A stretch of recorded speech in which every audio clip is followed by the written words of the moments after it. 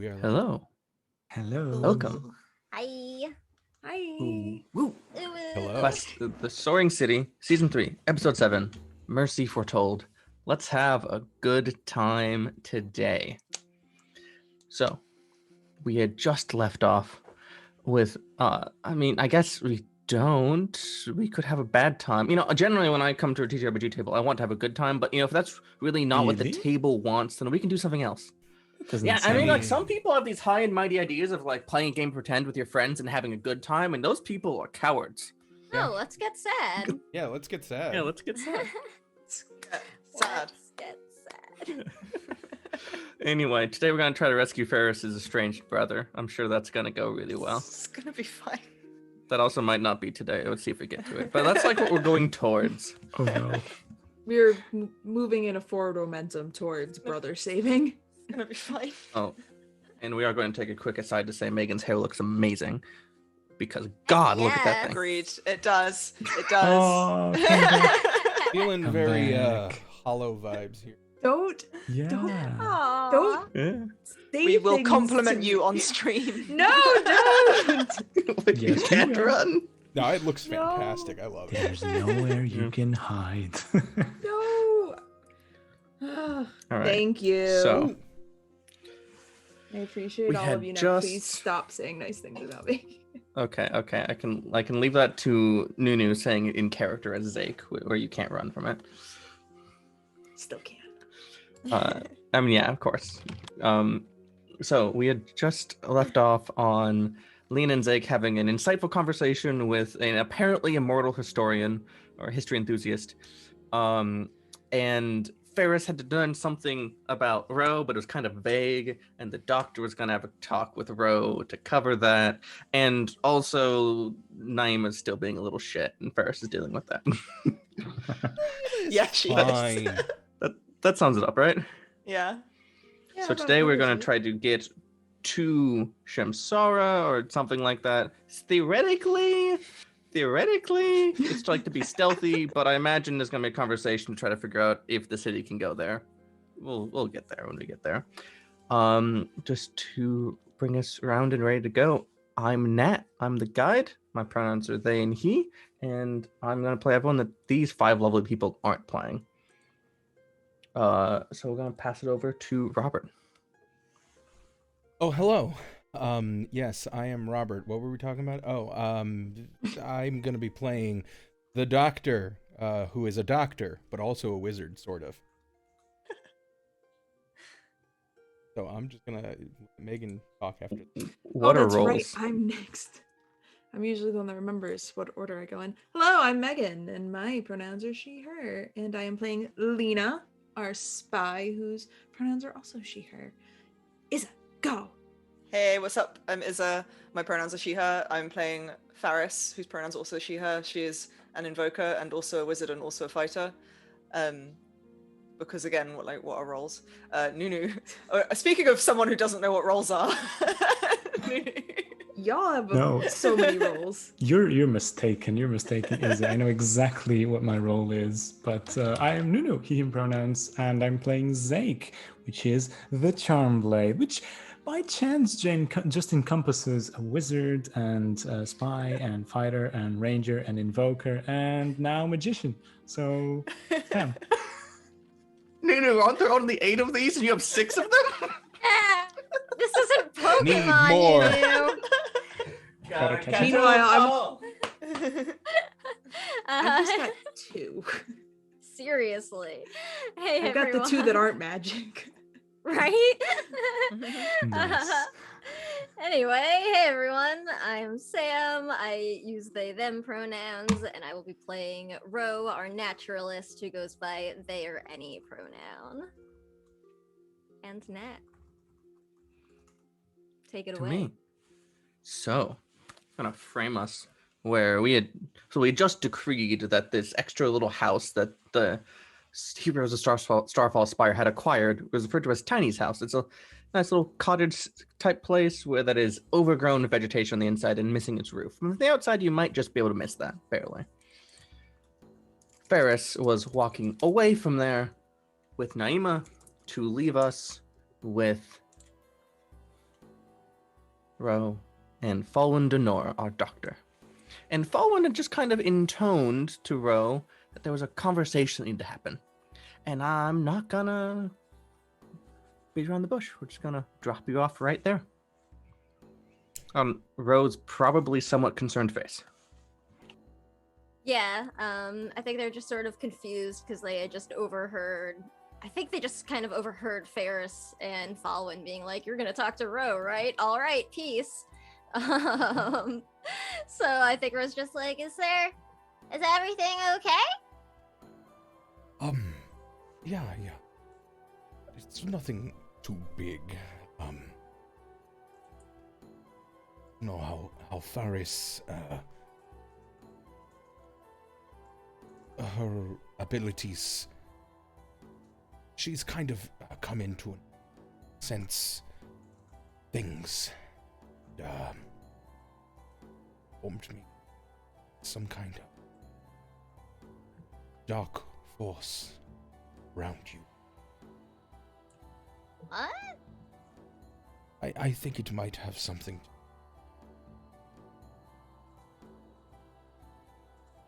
The crystal. I wanted to see if I could understand what she sensed. Oh, Don't have to worry. Never did. Care of it. right. Okay. What do you need to do?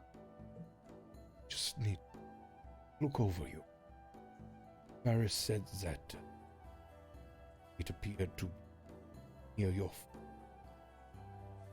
Oh, Ro just looks down at their like dirty sandaled feet. if you Hey, wouldn't mind having a seat, I could take a look. okay. I guess. Yeah. All right. Here, and Ro will go over and sit by like one of the logs that Everett was leaning against, and will pull off their sandals. And they're just sort of deep in thought, I think, while the doctor starts checking them out.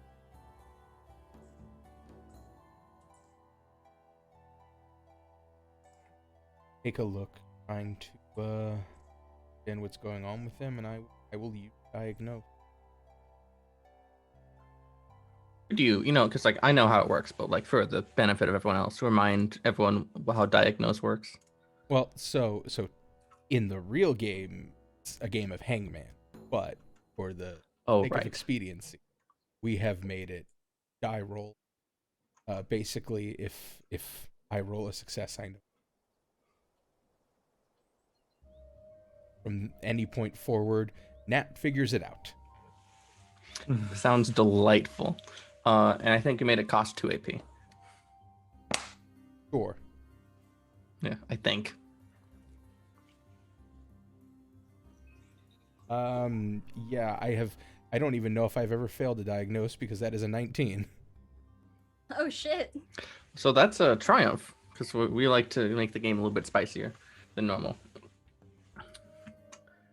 So. No, I have failed. So, trying to figure out what's wrong with Ro. So, at first you examine and you happen upon, a pretty normal set of symptoms that you're familiar with. Just the, eventually terminal disease called the gasping shadow. But you dive a little deeper because, you have reason to think there's more going on than that. And as you start to examine the magic of it all, because so many, the worst diseases really, they're magic, and this isn't quite a disease, but it's a condition, an affliction. There is something tethering to Ro's soul. To be more particular, there's something taking parts of it slowly.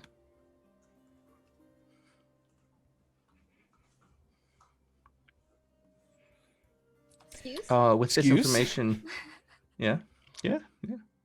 With under the correct circumstances, which you would know it would be, you could replicate by doing one of the blood injections for the gasping shadow. You can see a faint silvery cord extending out of their left foot.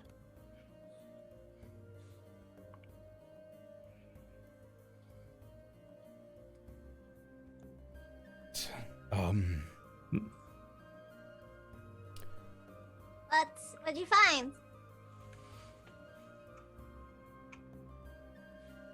There appears to be some kind of entity that is attached itself to. Have to. Really? Yeah, might be something that came with the crystal. I'll have to talk to Faris about it. Maybe even my master if she's still in the city. Oh. Very well knowledged on many things. We will figure. So you don't know what it is? I don't know exactly, but it does appear to be. You know what a leech is, right? Yeah. It's kind of like trying to leech off of. Well, then we just need to take it off. Yeah, we just need to take it off. It's a little bit different than a typical leech, so we just have to figure out how to do it. Be fine. Okay.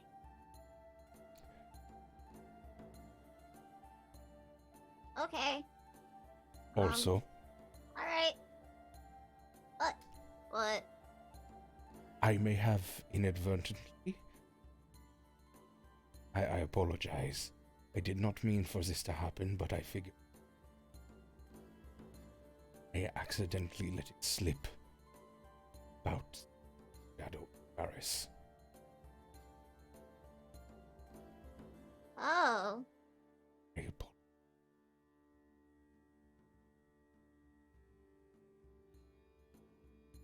She did say she would keep quiet. Right. I mean, I don't know. I mean, it was an accident. I do lots of accidents, too.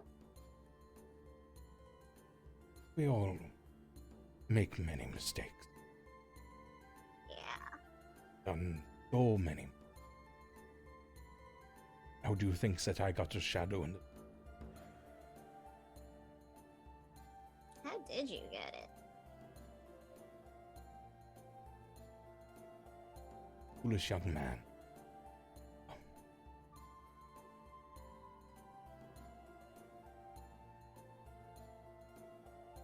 My master had taught me much, and I was sure that with the information she had gleaned to me, my mind seemed to take so well that I could cure it, knowing it was the greatest disease to plague us. Injected myself with, well, sample of thinking. Cure it. Long. Over a decade to figure out it was the right way. And it was far too why I ask. Oh. Yeah. Yeah. As I That's said, a big one. we all make mistakes. Some of us bigger ones. Well, I mean, I'm not exactly doing too good myself. And Ro just like looks grumpily at the bloodstone embedded in their chest. So now Ferris knows about me being sick, and she told you about this thing that was wrong with me? Does anybody else know stuff? No, not currently. It is just Barris and myself. Okay. And Okay. don't worry about making mistakes. Doctor places her hand. Scraggles. You haven't come even close to making as many mistakes I did, Bayori. Well, I guess I'm working on it. When you go to touch their head, though, you probably would notice that they're feeling very warm right now. Like, they're not very happy.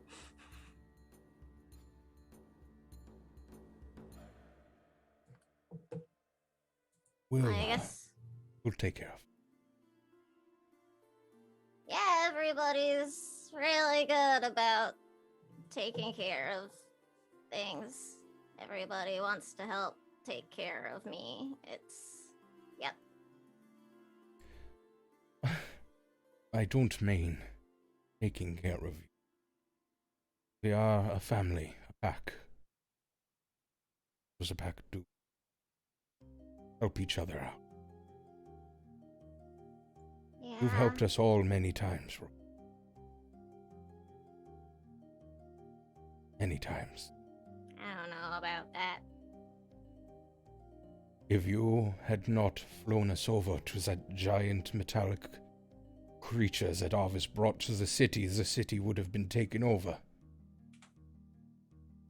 If you had not gone with them down into Sur, they would never have made it as far as they did. The city would have been even far more injured than just one simple little meteor. Do a lot. Honestly, I'm proud of you.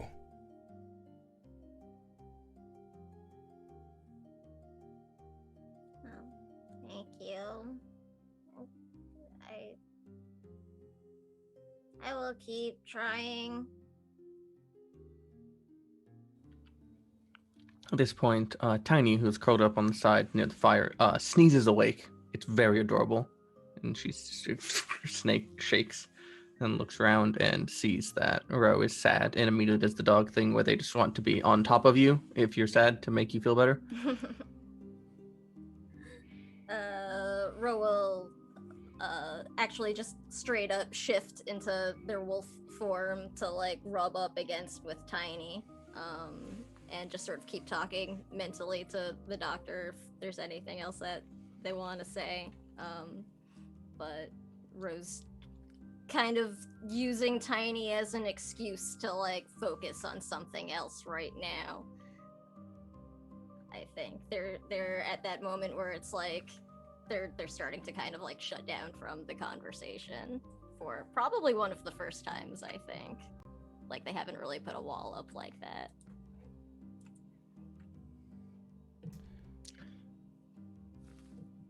Does the doctor let it lie or push? Doctor will let it lie. Turn to Rowan.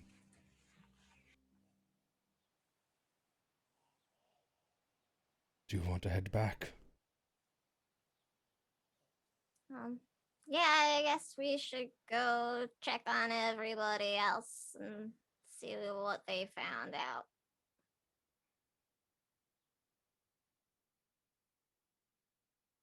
I mean, Boris is for her brother, right?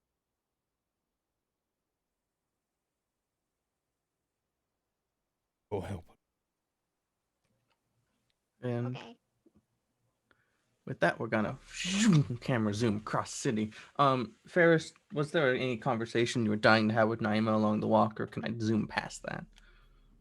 I think you can zoom past that. I think Naima's still being, like you said, a little shit. So Yeah, she's kind of in a little I shit. think Varys tries to talk to her, and maybe she doesn't respond too much. Yeah. I think after her being really tepid and a little caustic, you get kind of a silence sets in. And then two things happen at the same time. One, she asks you, so how are we going to get to Shamsara? At the same time, Lena and Zake come bounding into the intersection just outside the tower. Bounding. Bounding was the word that came to mind. I don't know. How did Lena and Zake enter the scene? Tell me. Skipping. Bonding. Just walking like people. Walking like people. talking like people. Wow. I know, I'm a master of language. It's like poetry. Like Faris sort of starts answering Naima. It's just like, well, there's some different options, and then spots Lena and Zake. Like, oh, fruitful, whatever you were doing. You're very vague about it. Honestly, I'm not sure if I have the answer to your question. Fruitful. Yeah. Yes? Question mark. Yep. Yes. Like. We went we went with like the intention of like asking a specific question, and we got the answers to like a lot of questions, not really the one we asked, but also raised more questions. Yeah. And some of the answers, actually, we know their answers, but we just don't know the questions that those answers answer. Does that make sense? Does your lives just revolve around endlessly having meaningless conversations? Honestly, at least Stothitude. 40%. Also that. I'll be upstairs. And she just like Naima! I'll be upstairs. Okay. Ferris, I'm sorry, but you have to nip that in the bud, or it's just gonna keep happening. I'm trying. I know. She's been through a lot. I'm sorry. Probably not my place, but it's been a long day. Yeah, it has. Do you know colors are magic? Yeah, colors used to be different. An immortal person told us. Yeah. An then, immortal. Yep. Did you guys? Apparently, people existed back like in the beginning, and then some of them just got to stay alive for reasons. Who fucking knew? As I said, we're still figuring out the questions that these answers answer, but yeah. But we do know colors are magic, and that That's they for used sure. to be different. That much we definitely Different know. how? Beats me. I mean, now I want to know what they looked like. That's not important right now. You're right, it's not, but it's curious, isn't it? Well, if I go back to talk to him again, you can come with me and you can ask him also, I mean, yourself. But so like I was always told that the Dawn died like hundreds of years ago. Mm-hmm. So we also kind of found a pattern, which is these immortal people like to call themselves like esoterical things or like very philosophical things like the Dawn or the Moon Sage or the Historian. So yeah, right. Like they're really cool, which I mean they are. They're immortal. If you live for that long, I guess you give yourself a fancy title, don't you? Do you? Well, I guess you do. I mean, they're important enough to be anyway. Anything important that we need to discuss immediately from that, or not with any more immediacy than you're finding your brother? Yeah. But colors used to be different. There are more vaults, like the vault that was in the mushroom and the vault that was in the house. That feels important. Yep. And we definitely know that trying to harness the power of the stars, that's probably a bad thing. Probably a bad thing. I figured. We know Zake apparently smells like stars. Who knew? Yeah. I don't know if that's... It's immortal things, I guess. I guess. Wonder if I smell like the sun. You'll have to come with me the next time I go. You should probably come meet the historian. He told me if I do come again to bring somebody else, but not him. So yeah. Oh. Well, now I am curious to meet this person. He's very interesting if you don't tend to like people. I mean, I don't. You'll probably get along fine. But that's neither here nor there. Anyway, yeah. It was very enlightening of a conversation. Yeah, but for your specific situation, I don't think we have any information that might be useful. Sorry, Faris. That's fine. We need to figure out how we're getting to Shamsara. I was gonna go talk to Alika about it, but I suppose we probably shouldn't move the city there, but it just... Anyway, we'll go upstairs. Naima was asking me about it before she went At this up. point, the city of Valerith has recently installed a set of magical lights that kick on when it gets dark enough, and they just kind of go... Oh, that probably looks really pretty. It does. They have little glowing motes inside that kick on. That's cute. Well, yeah, I guess gotta go make a plan to get to Shamsara. Yep. She just walks into the tower and goes upstairs. Yep. So are Doctor and Ro hanging out at Tiny's house, or are you heading back after that conversation? I think we were heading back. Yeah. That's what I thought. I want to double check. Yeah. All right. So when you come upstairs, you find that Naima is cooking in the kitchen. She has like a box that she's scooting around to get tall enough to the different areas. There's probably a step stool. Lena's very short. There's probably a step stool in the kitchen. Yeah, but Naima didn't wait to find it. She just grabbed a box. That's fair. Yeah. Faris's older sister, mother surrogate instinct kick in, and she's like, "Oh, I can do that for you." She just glares. Okay. A little bit of time passes, and everyone's back home, and Naima has cooked eggs. Just for herself? Or yeah, just one egg. At some point, she kind of looked around and went, and like cracked another like 4, but there's not enough egg, nor is there enough variety for like a proper meal.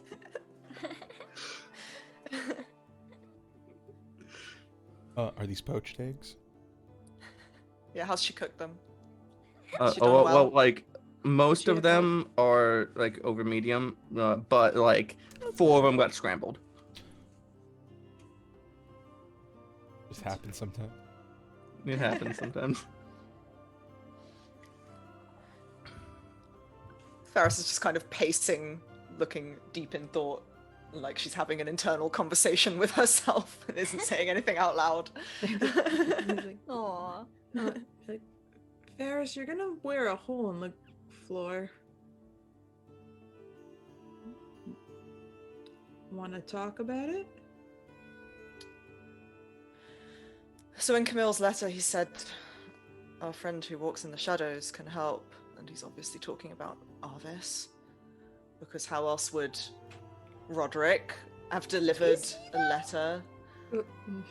It could be Roderick as well. He walks in the probably office. I mean, a lot of people walk in the shadows. Arvis would know to make Wait, is it you, contact with Lena? Camille. Are you the one that can help us? Because you also walk in the shadows. Yes, it's been me all along. Lena can't even help herself. Ouch. Ow. I mean, you're right, but... Thanks. I can do things. Yeah, except helping yourself. Anyway, it might be Arvis, but that doesn't mean that you have to use this contact. You can just do it our own way. But if you want to contact him... I don't want to contact him. I want to find the most efficient way to get Camille out and stop whatever it is the Radiant is doing. And unfortunately, it sounds as though Arvis has, as usual, more information than we do. So that's my dilemma. Well, if you want some buddy to contact him, I know how to do that. I just want that man to leave us the fuck alone, just more than anything. Yeah. Mm-hmm. I'm honestly surprised he has not contacted us, knowing that we need him, because he's always watching. I mean, I have been contacted so many times, just at the moment when he would. Well, I'm sure that now that you've said that, sooner or later, it will come. If you say his name too many times, he's just going to appear. Oh, is that kind of a slight pause in the air. The fireplace crackles. Nothing happens. Is Naima like sitting with us? Yeah. You know, Naima also walks in the shadows. Yeah, do you know who the letter might be referring to?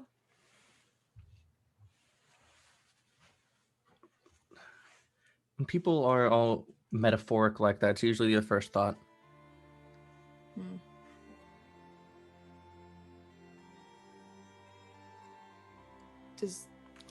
Stabs her egg. Do you know who Arvis is? It's one of those names that gets chucked around this house way too often, so I've heard a little bit. But like before you were here. No. Does she look dishonest? Ferris, you have like that older sister mom energy going on, and Naima's definitely like playing something under the cuff. Oh, really? Yeah.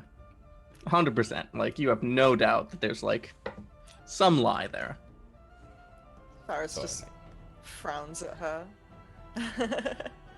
Ferris just frowns at her. Trust your sister. Like, you know, if you do know anything that might be helpful in this situation,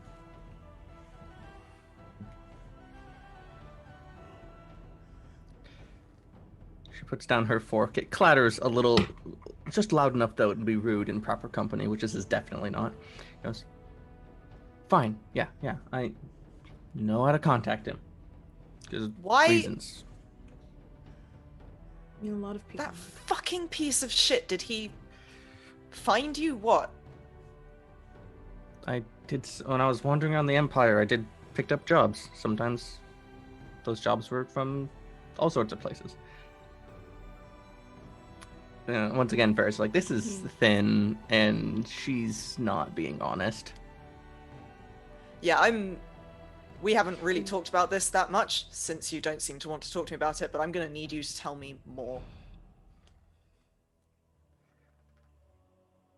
I mean, he's the Shadow Master, so if you do work in the Empire that is sneaky, it's going to probably go back to Arvis, so... Right. Fine. But I'm only going to tell you a little bit because I promised a friend I wouldn't. But I have a friend who knows him closer. And because of that, I know how to, if we needed to, reach out. But I know I promised them, and you want me to be trustworthy to my friends, right? Who's this friend? I would be betraying them if I said that.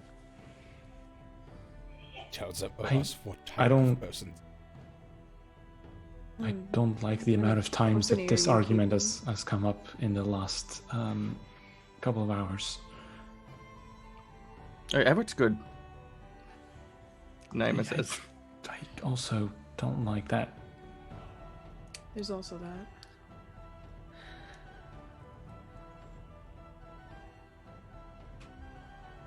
You hear the bakery door slam closed. Naima, how long ago did you take your first job that involved Arvis? That part was a lie. Never have worked with him. When did you meet this friend of yours who knows him? Recently. How recently? This is important. I don't want to say. Don't want to say more. Naima, for fuck's sake, can you just...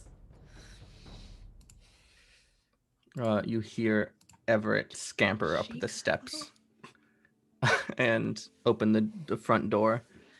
He pops in, looks around, sees the tension, and then the smell of fresh eggs overcomes his fear, and he dashes over and grabs some eggs. Everett. Welcome home. Hi. Right on time. Yeah. So remember before when you left because you had to do a job and you didn't want to tell me what it was because you promised a friend? Yeah. So I'm going to need you to tell me everything about what you did with Naima earlier today and what was this job that you just came home from. Pretty please, don't make me do more than ask. Well, and he like looks at Naima and then looks at Lena and looks at Zake and stutters a little bit longer and goes, We wouldn't ask you if it wasn't important. But personal trust and stuff. Yeah, there's a bit more at stake than that now. So just tell Somebody's them. life is on the line. Everett, this isn't just I fun and games. recently someone else besides Lena has been teaching me spy-y things. And I'm sorry, am I not good enough? I was excited, and like you go to sleep earlier than they do. I don't sleep. Do they not sleep at all? I don't know. Well, How did you meet I know this isn't person? what I should be focusing on. Well, we knew each other a long time ago, and then we fell back in contact kind of recently. You are like How long is a long 12 time years ago? old. You're How 14. long ago? Wait. I thought I told you that you shouldn't try and go after your father because that's a bad idea. Well, yeah, but he was nice. They always are. A lot of people Until are they're nice. not. Exactly. Learned some good things.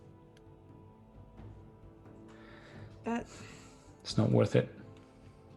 But what if I need those skills to protect people I care about? What if he's really changing? What if he's going to be better now?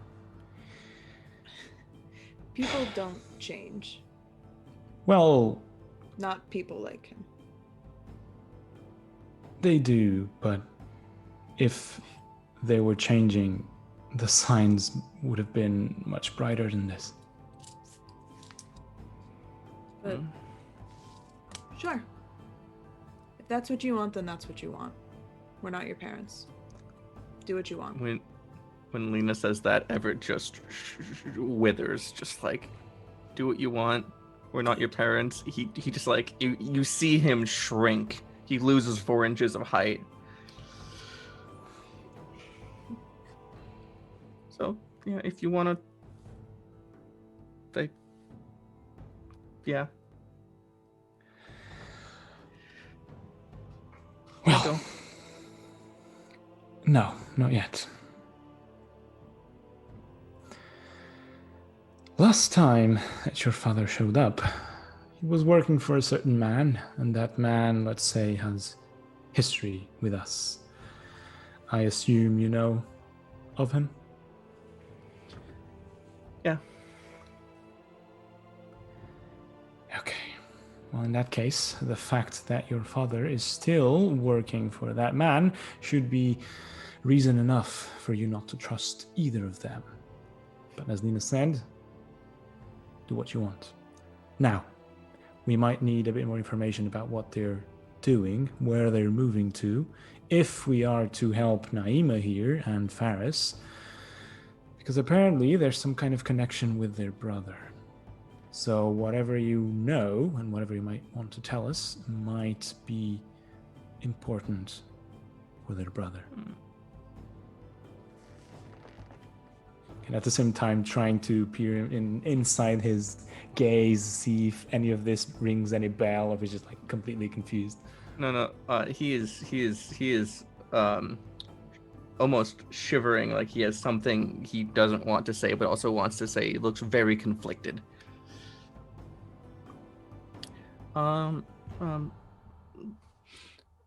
So you know how like Lena is teaching me to be a spy? Yeah. Well, I was kind of already a spy when you met me. Carry on. I got told to run into you all and chuck a couple rocks at Ro's window and try to get a home here so that he could watch you all. Of course you did. Paris just stands up and starts pacing again. At this point, Everett passes out. And it doesn't look normal. Like there's a slight whoosh of magic as it happens. What the fuck was that? Wait a second. What happened? Ro has been in their wolf form still this entire time, and they like popped back into human form just as Everett was like, I was told to go be friends with Ro, and they were like about to let him have it. So they're like, they poof back into human form and are like, ah! Like just immediate horror. Yeah, And like Lena is like concern. seething.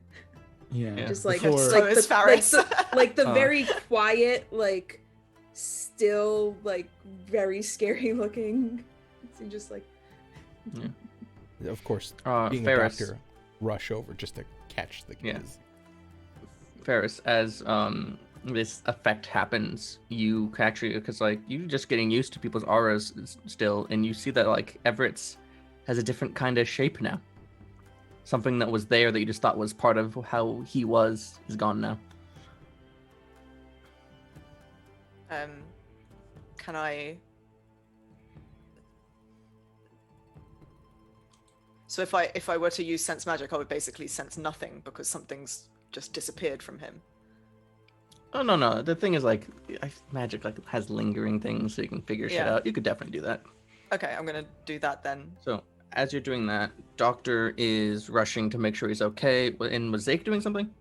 He was going to do the same. So before the kid falls, just grab him by his clothes or something. Sure. It's pretty sudden, but you managed to keep his head from hitting the ground.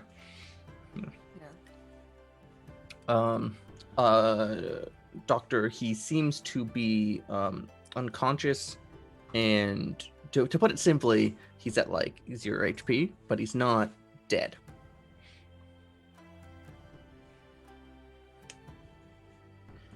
I mean, look. Yeah, over a few minutes, that'll also get rid of any short-term impairments, not long-term ones. Yeah.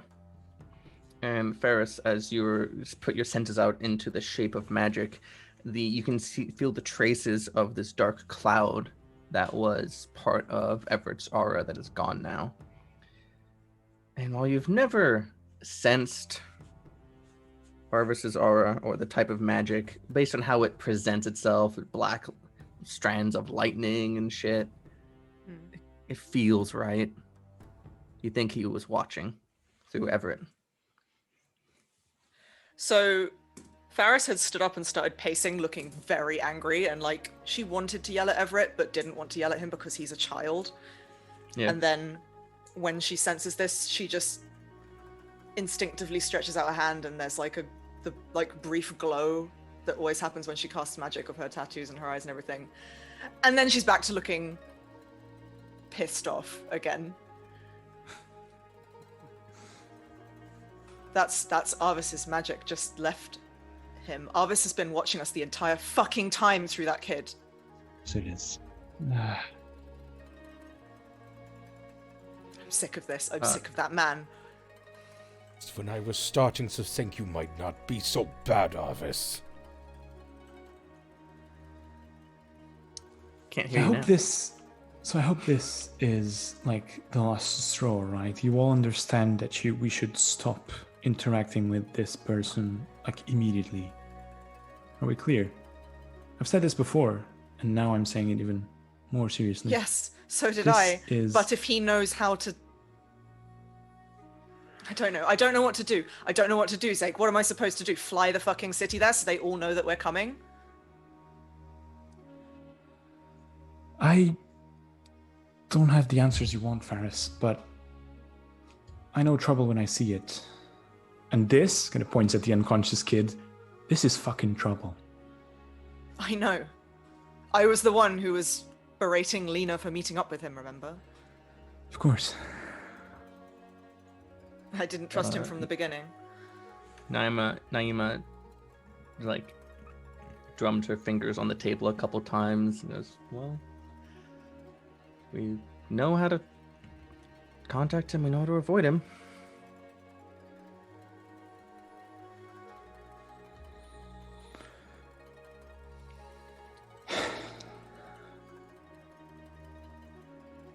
What did Everett say to you, Naima? Now that we don't have Arvis watching us. That we know of.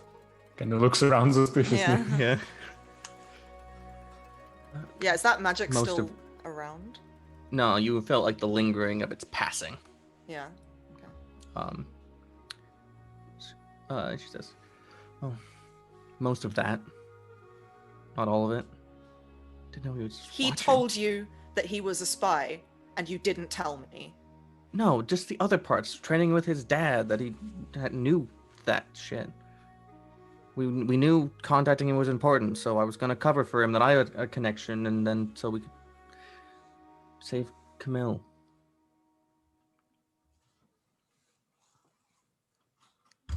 Sorry. If we're going to do this, I'm going to need you to work with us as a team. That's what we do. I'm going to need to be able to trust that if we need you to do something, you will do it. That if we tell you something important, you will keep it a secret. That if we ask something of you, you will do it.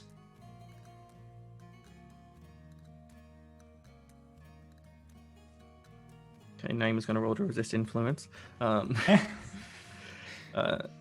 No. She looks down. She looks back up. Yeah. Team.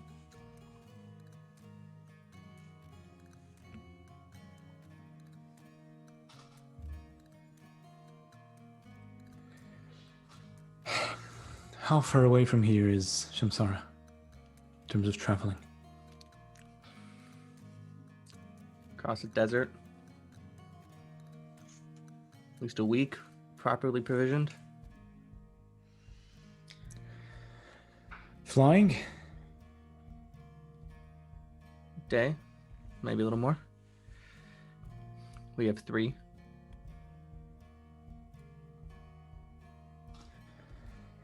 Okay. Think, is there anyone we can ask that can help us get there faster? Hawkfrost? Maybe? Perhaps. We do know a dragon who owes us a favor. Do know a dragon. There's a possibility my magic master might have. Wait, you know a dragon? Is it cooler than a dragon? Oh, I did say that the probably the best way. Is that for?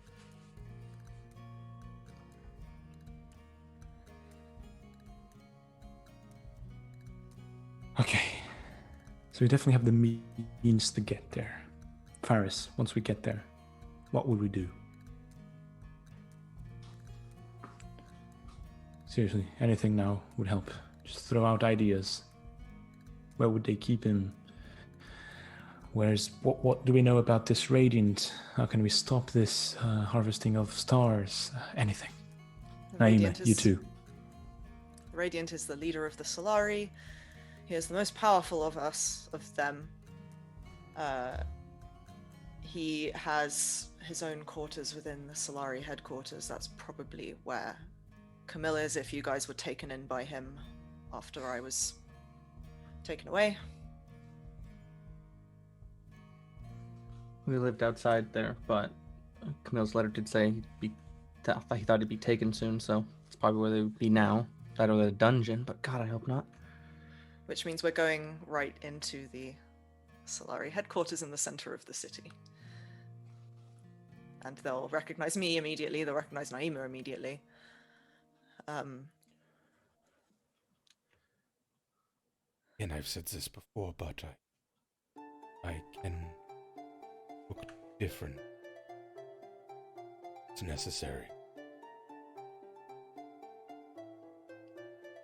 Like temporarily? It is technically permanent, but I can undo. It just costs 7 whole AP to undo. Or we just fly there on a dragon and show them what we're about. Neil said we should do things stealthily. If for some reason... Okay, that's good to know.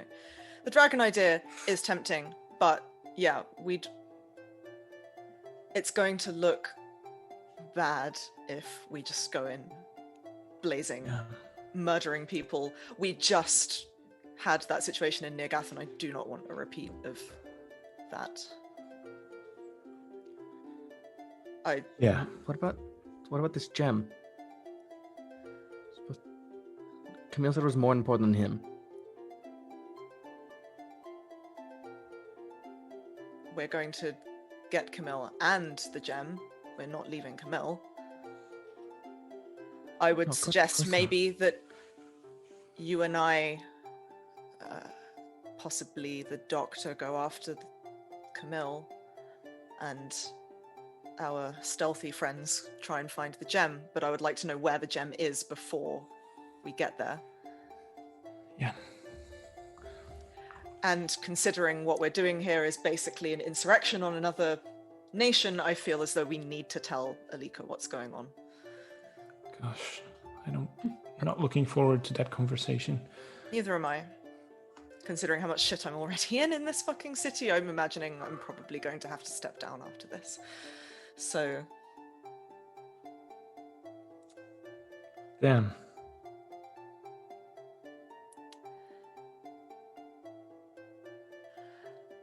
And given that as well, if things go sour while we're there and it ends up with us having to confront the Radiant, I would rather you all don't have to suffer any consequences from that, like in Nirgath. So I'd rather you just take Camille and leave me behind to deal with that. No, that's absolutely not going to happen. I don't know why you people keep mentioning these options when you know that that's not going to happen. It's not. Yeah. It is what it is.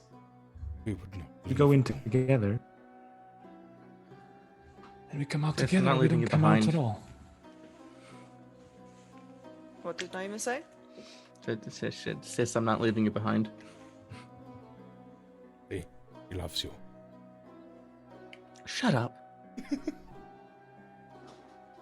Yeah, she has a funny way of showing it these days. Kids.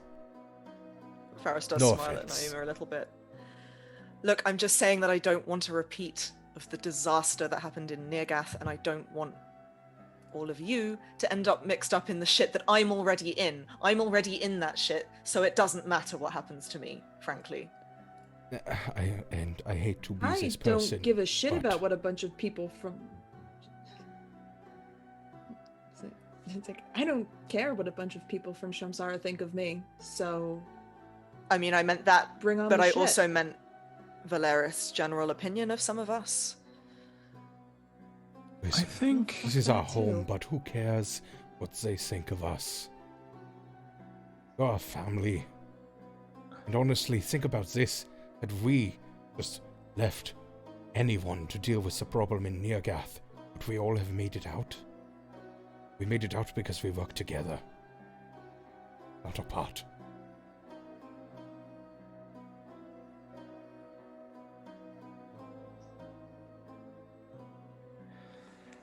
Look, I understand how important this city is to most of you. It's the first time you felt at home. It's the first time you were able to escape from your past, from whoever you were before. But that doesn't matter. It's a place. It consists of buildings. What matters is the relationships that you built while we were here. If it turns out we can't come back here, can go somewhere else. Most important is get your brother out. Get that gem. Stop something bad from happening.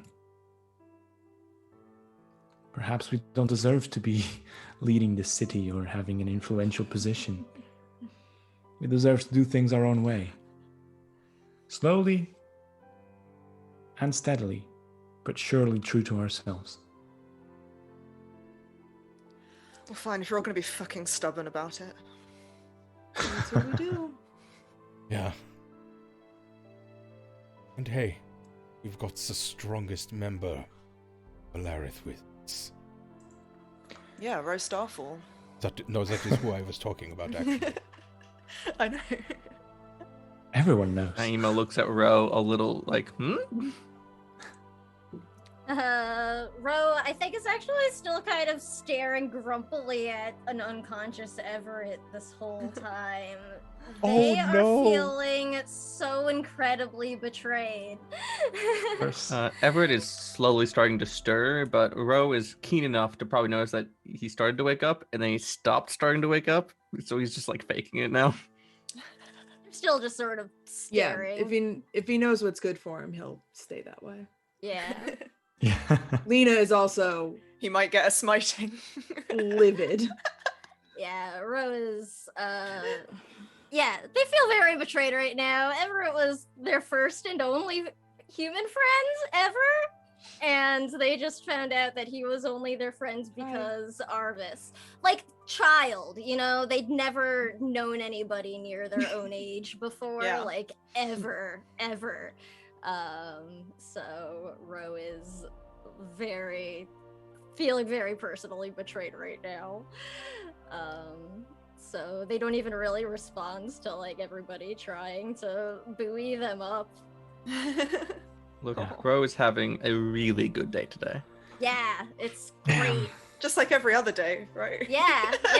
You know, they got to hear, Ferris talk about how important it is to keep secrets from people after finding out how the doctor just blabbed about them having the gasping shadow. And, So they're feeling great. Bro's feeling awesome right now, everyone. So what Sam, you're has saying- something happened to the temperature in the room? It like is fluctuating actually, I think, like rapidly between like cold and hot.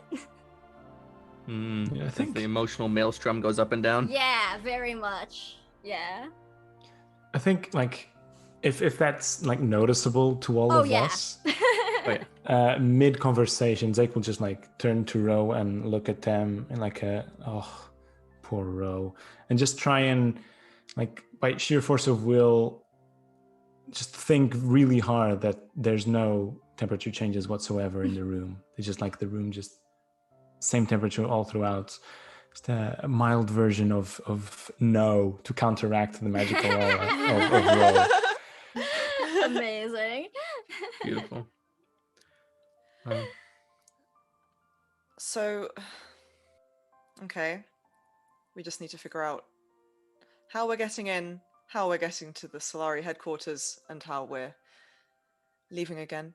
We could enter through the slums. It's probably the least guarded, and I know it very well. That could be a way to get into the city. Well, we have means of transportation up until close, and then I guess good old misdirection, hiding and misdirection might be a bit difficult. You know how to move through a city. Yeah.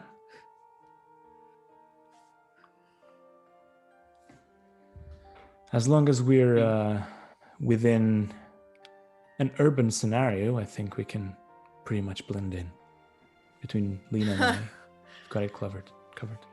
Justice to her face. I mean, we Well- could pick up we cloaks just need- before we leave and Yeah. Hoods exist. Cloaks, I mean, helmets, slums. scarves, shawls. So, like Just how many listing Solari articles. are there in total? Like, are there enough that one Solari might not know all the other ones? I mean, They You can are say sort 5. They are the protectors of one particular city rather than like an entire country. So I'm imagining like it's a big city, and they have sort of other settlements and stuff. Maybe like There are like 9 of them. 9 of them. No. They may be like Some- around it's quite an elite force as well, so maybe somewhere between like 70 and 100 or something. Oh. Delightful, thank you. So that's enough that like, unless they're in charge of like, what's the god? It's not casting. It's like shift. And just in charge of like shift assignments, they might not know all of the names of the other Solari. Yeah. Yeah, Faris kind of, might be relatively well known considering certain actions. I mean, head wraps and turbans and stuff are a commonly worn thing in Shamsara. Could probably get away with it.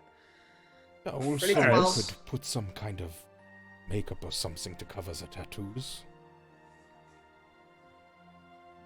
Don't cast magic, I don't see Clara. That's cute.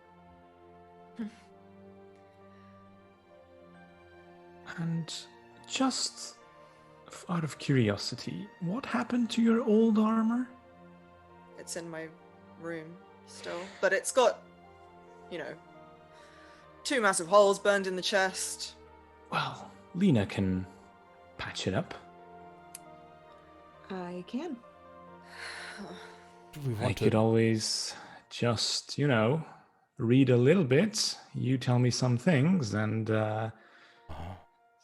1 + 1, boom, I'm a Solari. That's not the worst idea. Well, not the best, but... Jake's pretty good at plans. We can always just take the armor in Lena's bag, and if necessary, I change. It is not a horrible... There's not... few. It's the best plan we have right now. If we're wanting to go unnoticed, we probably don't want to look like Solari, but once we get to the headquarters... Exactly. There are like, the doorways that are used to like deliver stuff to the kitchen and stuff like that, but it's still going to be guarded. Look, Well, in my experience, this is Naima piping in. We can start with the stealthy plan. Things go badly, then we can stop with the stealthy plan.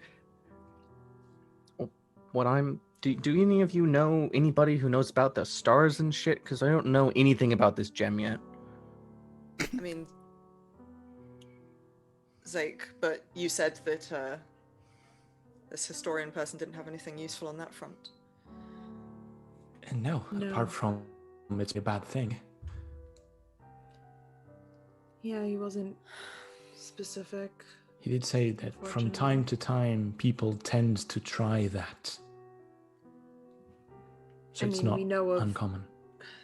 We know of a wizard who was fucking around with the stars, but that was a few years ago, and that was in the Empire, so it doesn't really help. And then again, who the fuck knows what time to time means for an immortal being? Yeah. Yeah. So does anyone just like read a lot of books that you know? Someone has to know about this, right? But what exactly are you looking for? I can tell you what the stars are. I can tell you that they wield great power, and I can tell you that it's probably best not to mess with them. Look, when there's all the fancy magic stuff involved, people tend to have patterns. Like, I don't do magic, but wizards are really predictable. So I think we can probably predict where this thing is gonna be, or at least wherever it is going to look like. Is there any place in Shamsara which is relatively high a tower, a spire, and The entire city is on a mesa. An well, observatory. yeah. And there's a massive orrery at the top of the Solari headquarters, so... Oh, that's... Oh, that would do it.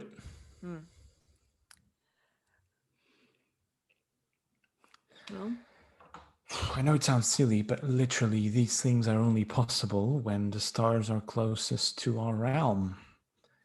And by closest, I mean physically closest. So the highest point would probably be our best bet. Also, if we need to works for gain me. some information, my arcane master, Professor Madlar, some information. That might be useful. Yeah. It can't hurt, I guess. I mean, I was planning on going to Crown Tower to speak to Alik about this anyway. If Hawkfrost is there, I can speak to him as well. He might have more information too. So, why don't we, Lena and I, we stay here, we patch up your old armor, keep that in the pocket if it's might be useful. You go to Crown Tower. Doctor, you go meet your teacher. Ro, you can do whatever you want. You can stay with us or go with them. Or, it's okay to just stay here for a while as well, if you prefer. Can just rest if you want. I mean, if anybody, I don't know, needs help with something, I can go with you. Can I help somehow? Look down to the kid in my arm. Yeah. Yeah, Lena just scoffs. I think you've helped enough. I'm sorry. It's going to take a little bit more than that.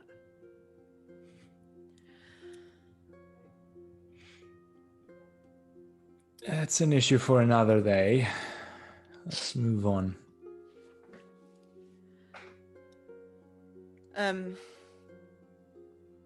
Okay. Don't. So, are we agreeing that we are definitely not contacting Arvis about this, and we are using the dragon, or asking Hawkfrost or Falwyn's master if they can help us get there? I mean, if we want to start with the more mundane means of conveyance and save our once-in-a-lifetime dragon wish, might be the smarter way to go about it, but we do know that regardless, we do have a way to get there. So, if you're going to Crown Tower anyway, if you want to ask while you're there. Exactly. And let's face it, bamfing us there is slightly stealthier than just seeing a dragon approaching the horizon. Yeah, it's a little noticeable. But... depending on if they have instruments of farsight, stopping a few miles out, them from seeing us. Yeah. Yeah.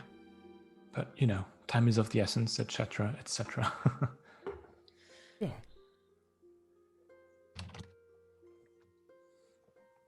Well, better get to it. It's only getting later. Naima, what do you want to do? Right now, I mean. With you. Oh.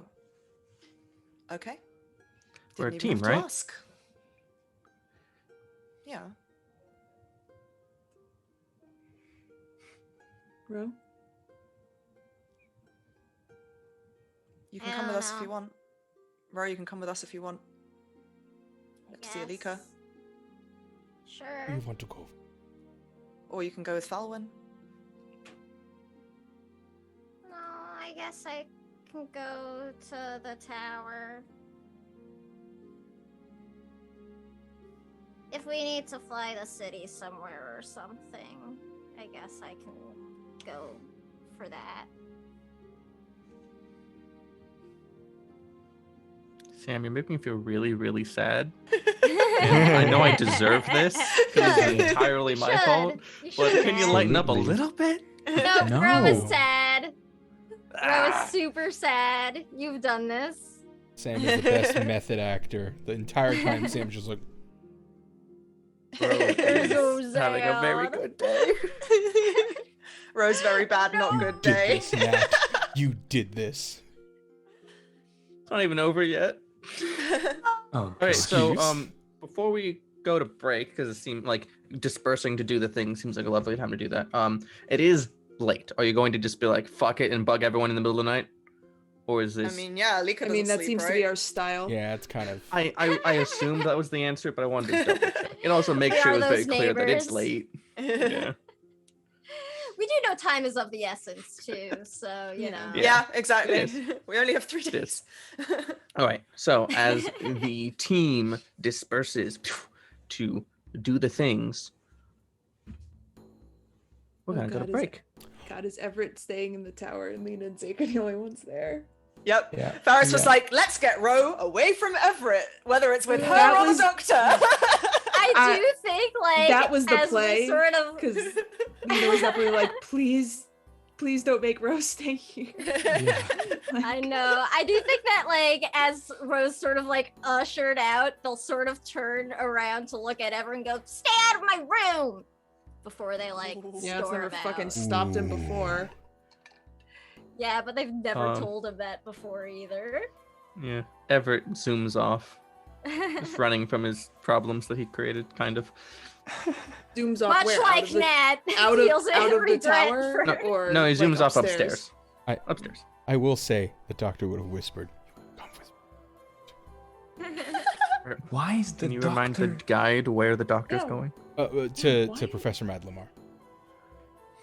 Oh, Why right. does the doctor Yeah. suddenly give a shit about this crappy kid? Motion to I don't know. vote the doctor Maybe out of he the party. understands fucking dad problems.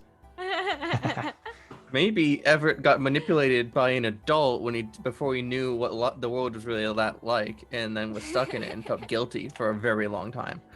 I don't buy your Could've said something excuses, earlier. Nat. Maybe Everett's a goddamn child. Yeah. Anyway, Drop we'll and be leave. back in like 10, 15, something like that. And hopefully by then, Sam will let me off the hook for these consequences I created. Never. Never. Certainly Don't not. do it, Sam. Please. See you in a few, guys. The pounding Bye. continues.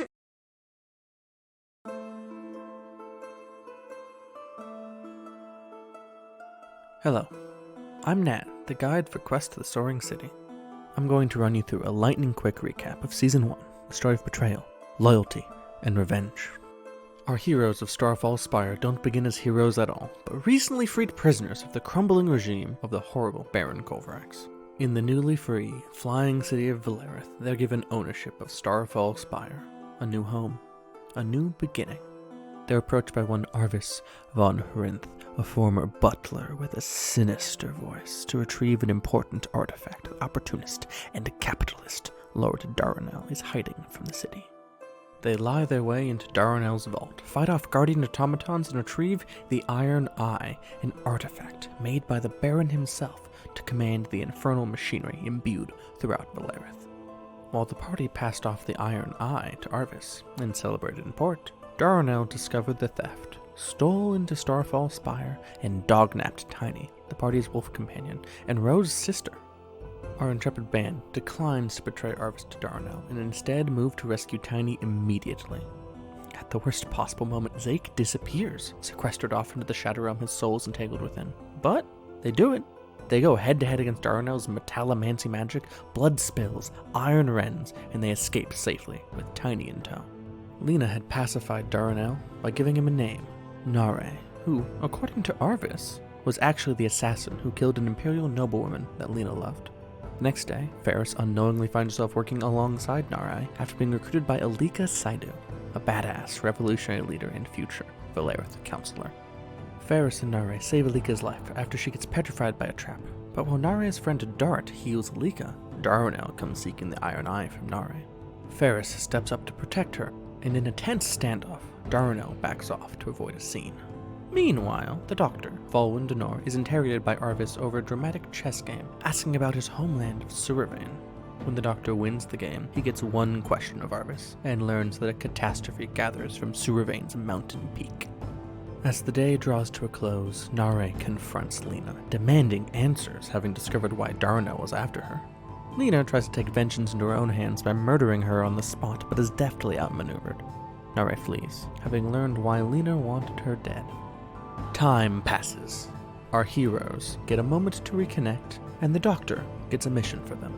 The party jumps off Valerith onto a colossal mushroom to retrieve an ingredient required to remedy the Gasping Shadow, a plague that afflicts thousands, including the Doctor. Along the way, the group gets sidetracked when Zeke recklessly dives deeper seeking the Wand of Lorelei, a mysterious artifact shrouded in the same dark energy as the realm of Shattered Light, where Zeke's soul is entangled. Zeke binds himself to the wand, and it, in turn, reaches inside of him, stopping his heart, keeping him alive by its own power. They emerge from the mushroom, left behind by the city, stranded in the rain. And then Arvis appears to them. By now, our heroes were growing quite wary of Arvis. He'd given them the identity of an important assassin and warned of a catastrophe rumbling from the peaks of Soaring. Who was he? Certainly not some former butler, as he intoned. Now, as Valerith visited the imperial capital of Orlath, he offered to get them back onto the city in exchange for Ferris's influence over Alika on a pivotal matter. You see, the Empire needed Valerith to stop Soaring's catastrophe. The Knights of Sur intended to sunder necromancy from the world, an act that would kill any who'd ever been healed by dark magics. And only with the Soaring City could the Empire assault the impregnable mountaintop fortress of Soaring. Under duress, the party agrees to Arvis's terms to avoid getting stranded. However, they rapidly renege once home upon learning Arvis's plan for Valerith involved Imperial occupation. In the Season 1 finale, Arvis uses the Iron Eye the party delivered to him in Episode 1 to slam Valerith to the ground as Imperial forces advance, intending to take the city. Meanwhile, Lena and Zeke fight Nare head-to-head and lose before striking an uneasy truce. In the midst of the fight, Alika appoints Ferris a vanguard of Valerith, and Darnell sacrifices himself to defend his city. Zeke admits his love for Lena, and they kiss, and desperate, our heroes throw a gambit, striking out at the Imperial Warwalker, and stealing the Iron Eye right from under Arvis's nose with the help of Rose obscuring fog. They fly the city up and away, wounded, but victorious. However, something dark got into Zeke on his last trip to the Shadow Realm. Who did Lena kiss? Him, or something more sinister? That, my friends, is revealed in Season 2.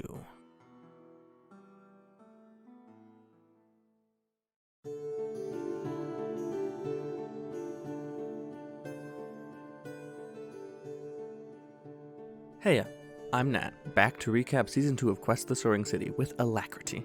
We return a week after the Empire's attempt to seize Valerith. The city is hiding low in a fog-choked canyon deep within Imperial territory, and Ro hath decreed it to be their birthday.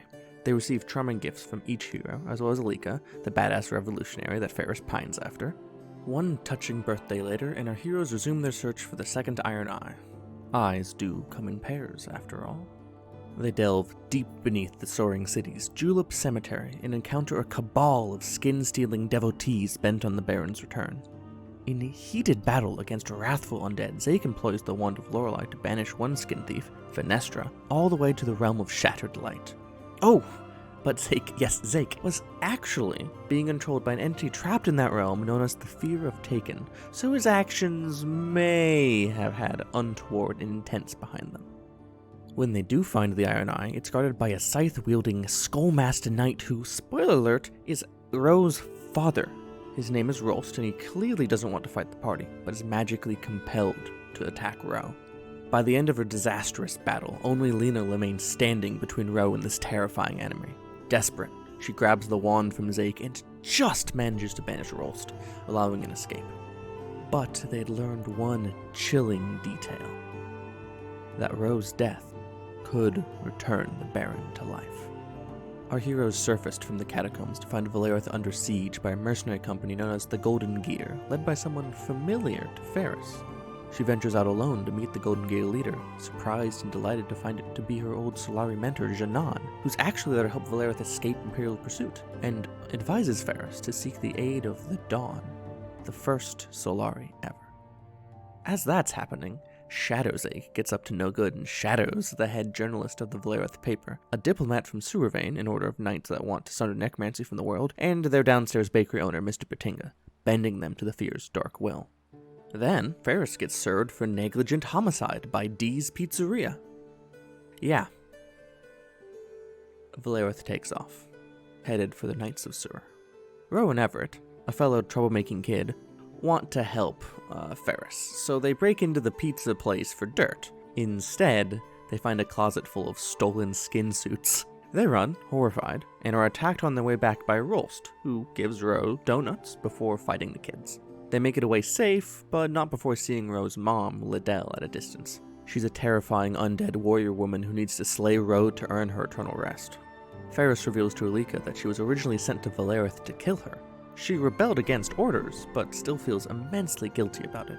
Then, they both share that they've fallen for each other, but neither can set aside the guilt at putting themselves ahead of the city they both serve.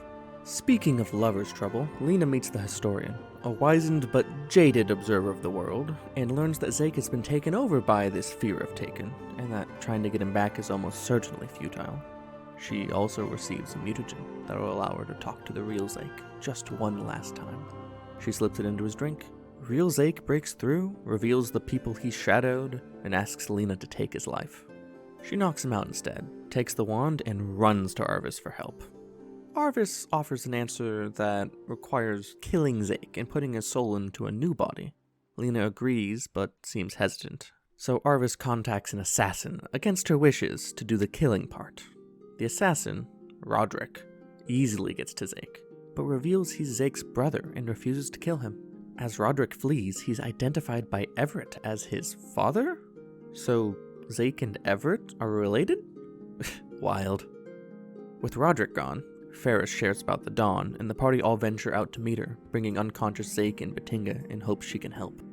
The Dawn is a kindly and exceptionally old Solari, who teaches Ferris the powerful spell Last Light, and with its fearsome power, Ferris banishes the fear from Batinga and Zake, the latter of who Lena promptly gives a long overdue smooch. A lot happens as the city approaches Sewervane. Lena and Ro infiltrate the castle to dispose of poisoned scones that evil Batinga had sent. Ferris and Falwyn save the shadowed Surian diplomat with the power of sapphic love and light magic.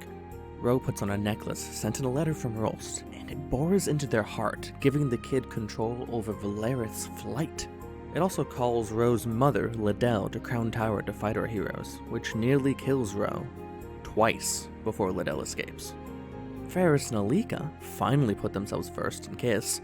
Finally! Before we know it, the Knights of Sur are putting the finishing touches on their magical spell to sunder necromancy from the world. Our heroes split into two groups. Lena, Zake, and Ro delve beneath Sewervane to disrupt the ritual, while Falwyn and Ferris descend onto a platform wrought of sunlight to fight the Father of the Dawn, the spiritual and martial leader of the Knights. The battle above is pitched as the Father releases devastating strike after strike, but all they need is to buy time for Below Team to steal their way into Sewervane. Zake leads the way into a grand cathedral chamber full of 100 scribes invoking their grand ritual. Strapped for time, Zake relies on a lethal technique, Slayer.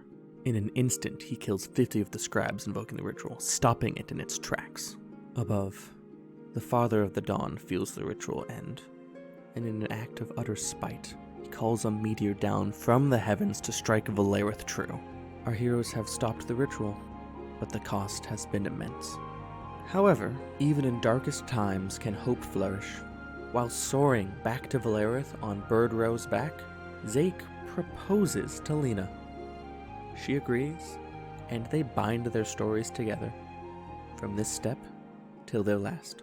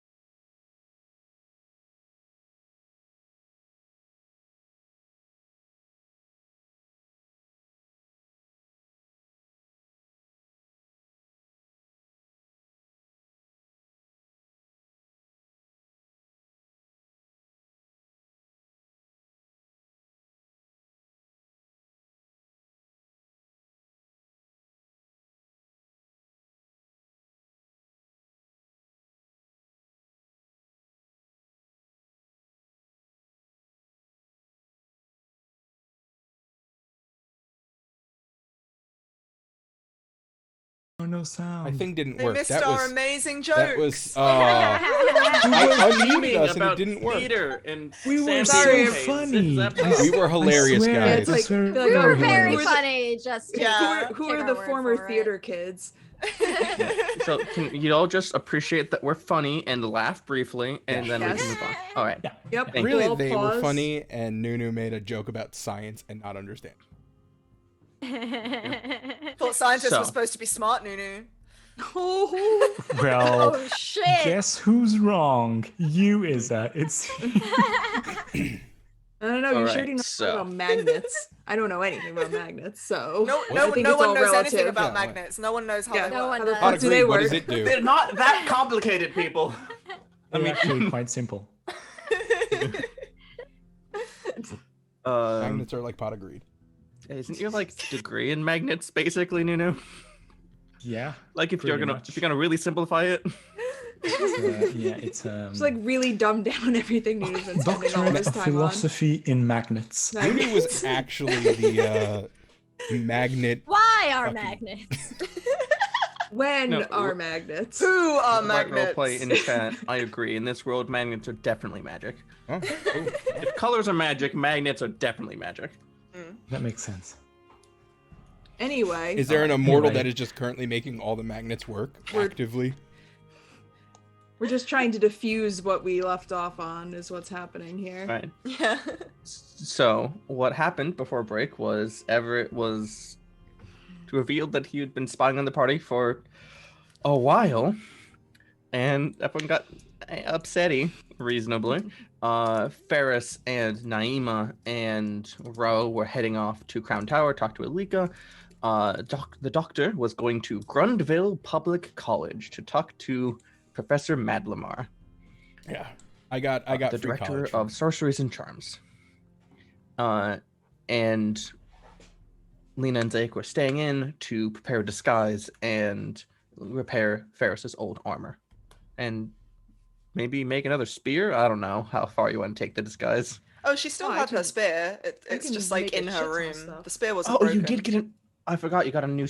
I was thinking you didn't get a new spear with the new armor, but you totally did, right? Yeah. She, all her old Solari armor is just like dumped in a corner of her room with like So, some fabric thrown over it. The That's the OG only mess in her spear- room.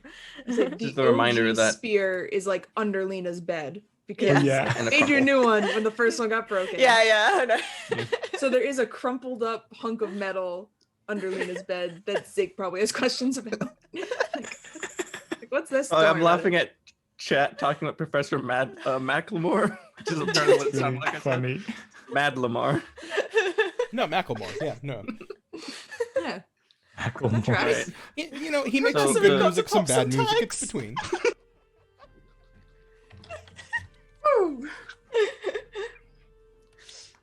So, of those three disparate directions, why don't we start with the doctor?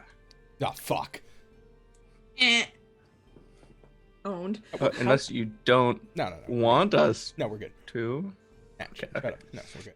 So, in the middle of the night, you find yourself onto Grundville Public College's campus. It has a nice garden. So I'm gonna note before I get there. Okay.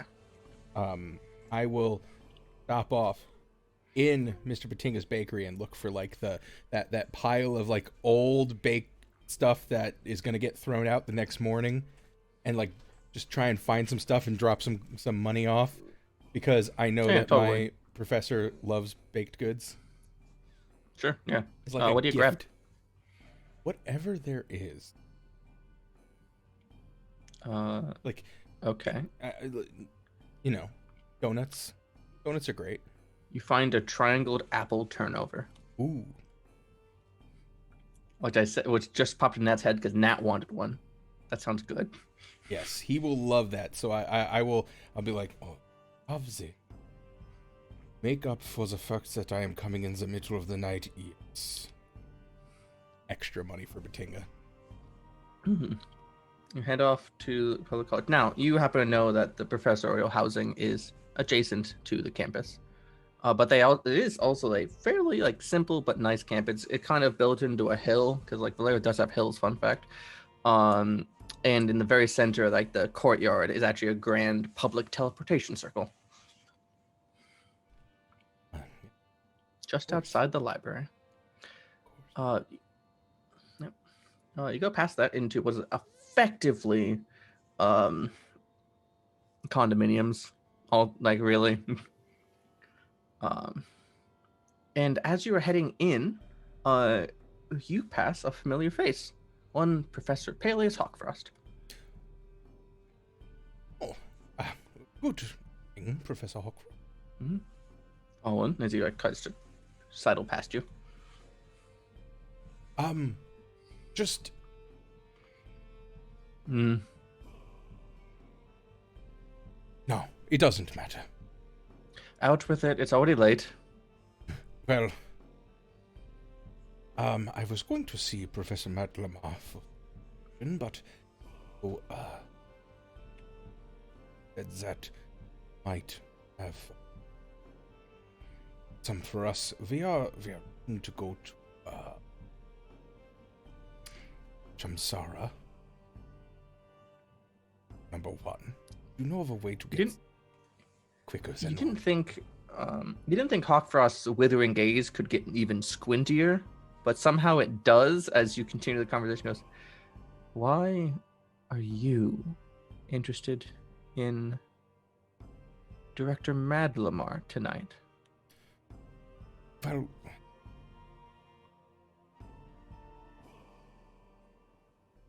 he has been working with me for some time, so we have a relatively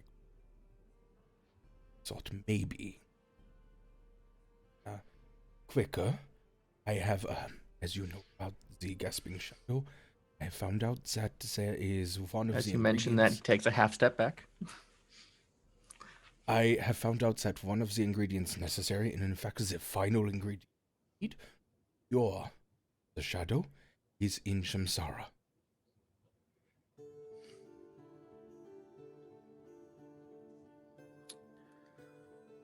So you go to that cherub. Interesting. Well, I didn't want to actually think.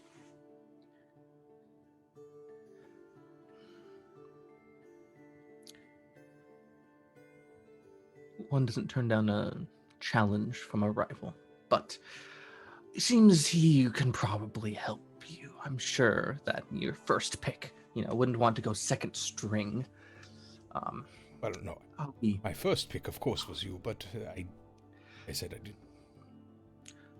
I didn't feel like you would care. It gets harder for people to lie to you. That's okay. Listen, the whole thing is he's been teaching me, and of course that is what I've. But we all were talking about you, and I thought it seems that the others had a better relationship with you, and that is honestly why I wasn't going to come to you. I don't talk often. Didn't want to be the one when somebody else might talk to you more. I believe actually Faris is looking for you currently at Crown Tower. It was a whole we all go to different places and try to find something out. Sure. No, I mean it. If you go to Crown Tower, you will find Faris looking for you. Well, after you're done with Mad Lamar, I have some work I have to finish in my office in the Amethyst Lyceum, the most prestigious college in Valerith. So after they don't give you what you need, I'll be there. And he goes to leave. I will note as he leaves, the tiniest of comes from Skeletal Cat. Oh, shut it, Lapis. Lapis, don't. He's gone. All right, so Hawkfrost sidles off into the dark. But at least that means Mad Lamar is probably awake. Hawkfrost's dark rival. Dark rival. No, I'm gonna head towards Professor Mad location. Little rap on the door. Oh, 1 minute. I'll be right there. Here's that Lapis. He's coming. Don't worry. I know you love him. And you know that the doorknob's like a good foot lower than normal for a door. As it opens up, you see this relatively rotund, about 3'5" fellow, balding with big tufts of orange hair on the sides of his head, and he's holding a wand. He just kind of seems always sewering. He goes, "Oh, hello. Kind of late, Falwin. What do you need?" Would you mind if I came in?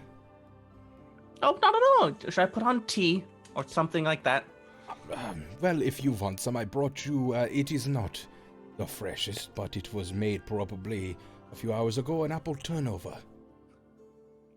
Oh, I would love that, but I'm going to need tea to go with it, so I'm going to put a kettle on. And he waves his little wand, and the kettle goes onto the stove, and the stove kicks on. I feel like I've seen this movie. What? Sorry. In Sewer we used to... It doesn't matter. I came to speak to you about a few things, Professor. Number one, you know the group I'm with. We are looking to Samsara that is quicker, more inconspicuous than normal. But also, we are for a specific gem that is of import. Well, as a well-traveled... Well, to start with your first question about getting Shamsar, and he puts his wand away in his wand holster. Well, I can get you there, but the circles that as a well-traveled wizard, I've been there before, but they would port you through into their public arcane sanctum. People would see. So if you're trying to be inconspicuous, that might not be the best option. We are trying to be a little conspicuous. Yeah. Well, you just tell them a good story. Maybe you'll bore them with something from Soaring. It'll be sweet. Wait, are you saying you were bored when I told you about Soar? I didn't say that. Oh, look at that! The kettle's ready. Lapis will be running on the floor and kind of jumps up and skitters up the back of the professor onto his shoulder. Lapis, I told you last time. I'm sorry about that. Lapis loves you for some reason. Yeah, good kitty. I mean, I did help make them exist, so like... Is probably why. Yeah. Waves a wand. Waves a wand, pours tea, pours two, and also puts some in a little saucer that he levitates to the ground for Lapis. Well. So, about this gem thing, I'm going to need you to be a little more specific. So he's this is what's gem is Starlight or something? A chromatic gem. It gathers the power from the convergence of the stars. That's what it is. He's from what we've heard, a chromatic gem that appears to gather the power from the convergence of the stars.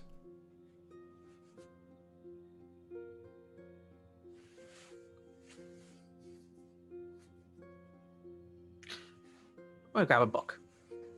That is why I came here. I figured you something. And he goes over to his, fairly low to the ground bookshelf. It's only like 3 stacks. And pulls out one and a second one. Yes. Now I'm going to need you to return these because they're rare and hard to find. If you don't return them, just return them, okay? Of course. Look, the college doesn't have the money to replace priceless books right now. That makes sense. Don't worry, Professor. I will take good care of them. All right. good. And he hands you 2 books. So this one is about these kind of phenomenons in the stars, and the second one is a map out. It maps out the locations and instances of these kind of things out. Like, well, he opens the cover, 20,000 years. So that should, if you can find the right one, that should tell you, like, the apex point. Oh, okay, that is a long time. Right. Well, these things work like clocks, and clocks work a long time. Very consistent. Actually, question. We recently found out that there are immortals in the world. Do you know anything about this?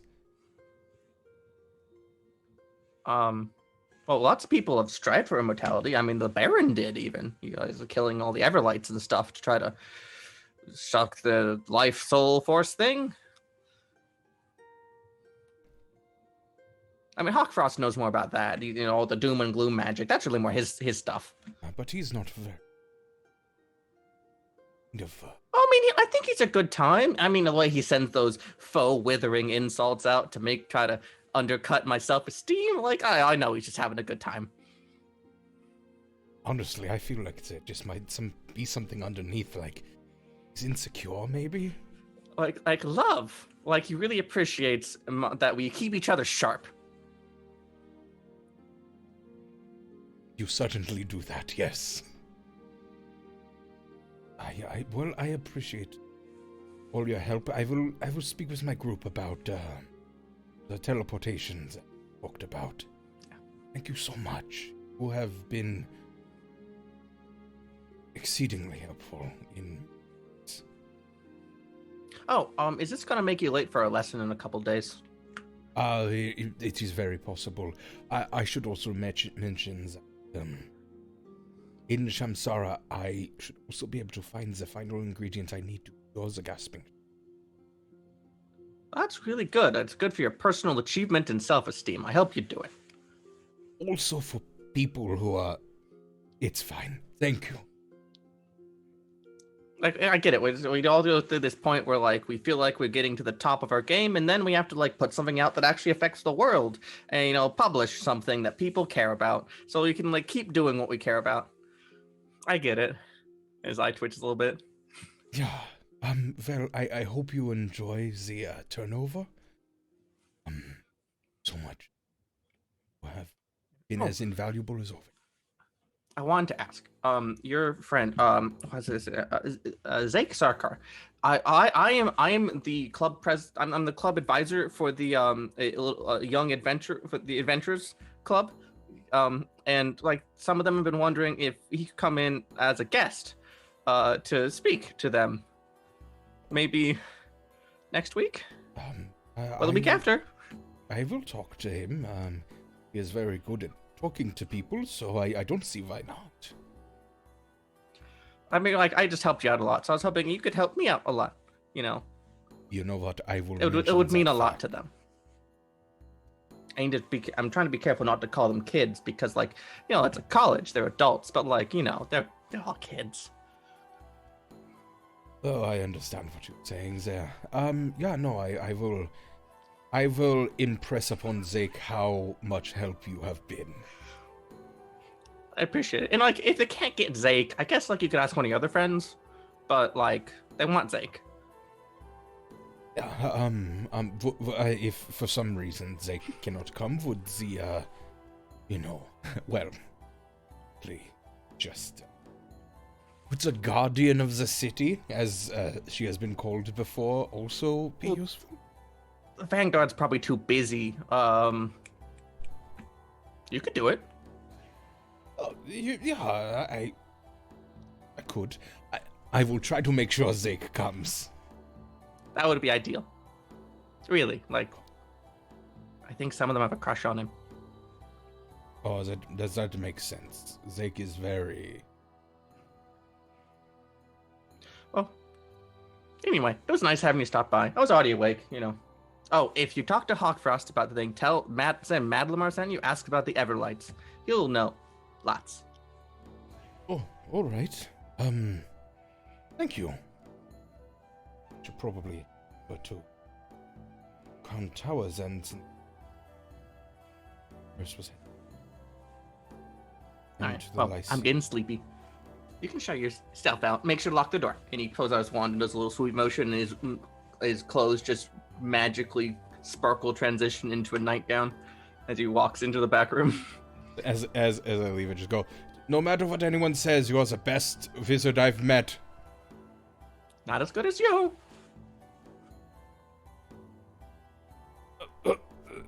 Good night.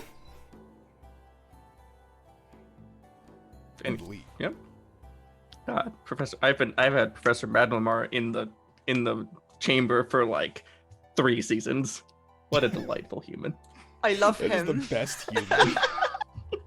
Love him He's so the sweetest much. person in What is ever. happening? If he betrays us, we riot. Nat,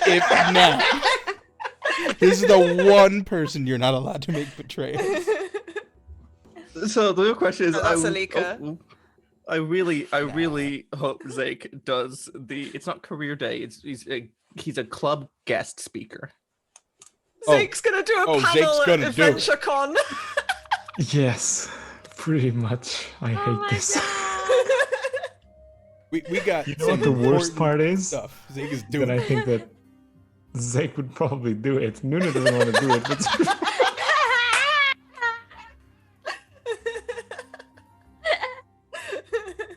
You say worst, but I think you mean the best part.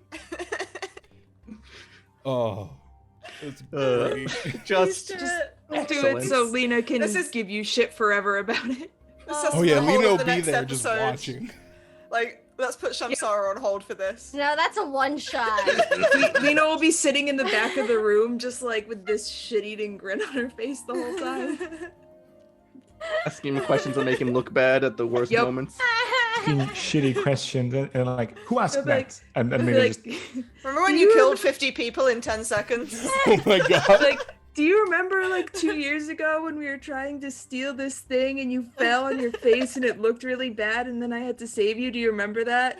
It's like, who's that? Have you ever read the Magpie comics? What do you think of the Blue Jay? Does anyone ever told you look kind of like the Blue Jay from the Magpie comics? Oh my gosh. You could cosplay then.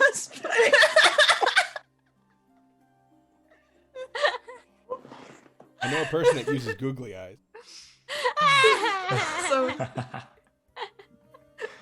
Well, we've hit our peak content. Anyway. Good night, everyone. Back at Starfall Spire. No, it's our turn. Yeah. Well, I imagine this is gonna be kind of short. After you've been milling around for a bit, so Everett ran upstairs. Notably, he shared Rose's room when he actually slept, so he doesn't have a place to go. So as far as because it's like there's one floor up is the Doctor and Ferris, and then the next floor up is Ro and Lena / Zake. Yeah. So. And you just hear him go up the stairs. Mm-hmm. No, he's probably on the roof. But. Yeah. So Lena is getting busy on fixing some armor. Yep. Yeah. Lena will be in their room, toiling away in the one clean corner of the room, trying to fix this armor. Just meanwhile, really in the other corner of the room, Zeke is just like practicing intonations and trying different accents and whatnot. See what works. I was like, no, that's not how Ferris sounds.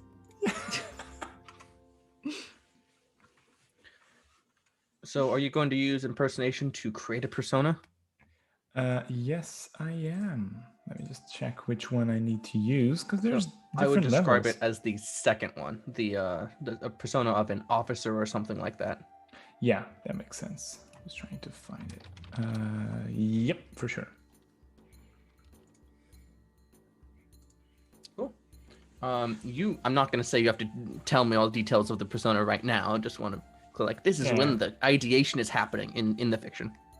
Don't worry. When it comes up, I'll tell you everything you need to know. That tends to be your style. As you think of it in the moment. Yeah. Yeah. All right. And... yeah, I think Lena's just like fixing at the work, and she's like doing that thing where like she's just like super angry, so she's like muttering to herself in the way that you're like when you hear somebody doing, you're like, I don't want to go near that. Do just not like engage. Yeah, just like muttering to herself and like pounding out the dents in this armor, just like you can see like the anime anger lines like coming off of her. From the other corner, right. Zake's just like, no, Alika, no. No, it doesn't sound quite like that. Like, I'm the vanguard of the city. Like, yeah. Brappier. No. Naima, why won't you speak to me? No, that doesn't. No. Okay, I'll get it. I'll You'll get it. Amazing. So, Lena, I do need you to either roll the die or spend a couple AP. There's some big chunks missing from this armor. You call it which one you want to do. How much AP? No, a couple. I mean, literally 2. Oh, 2. Yeah. Fuck, now I'm like starting to get stingy about my AP because I have stuff that uses it. I'm gonna roll the die. I'm feeling lucky. I'm feeling skilled. Do it. I don't have magic, but I can fix things. Hell yeah, I can fix things. That's a 20. I fixed the fuck out of this armor. So you make the armor look as nice as you want it to and fully restored. And just because you rolled a triumph, I'm going to say that it'll actually impart 1 extra point of damage soak once. Just a little extra cherry on top. The only rolls we've done today been triumphs? Yep. Yeah, y'all are hot. It's like in multiple ways. Don't jinx it. Like Aw. fueled by my seething anger and betrayal. I'm just like, I have created this. And I think Can't like as wait soon to as make it's Lena done, fly a gondola somehow. oh my god, it'll go so fast because Lena is too fast, too furious.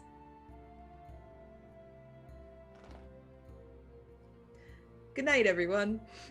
Beautiful. Before they That's the kick me from show. call. That's it. Well, but I think Lena will like show it to Zake and then be like, I think I need to lie down. Oh, whoa! But it looks really good, actually. I think this will do it. I still don't Awesome. have all the details I need, but you know how it is. All right. You'll figure it out.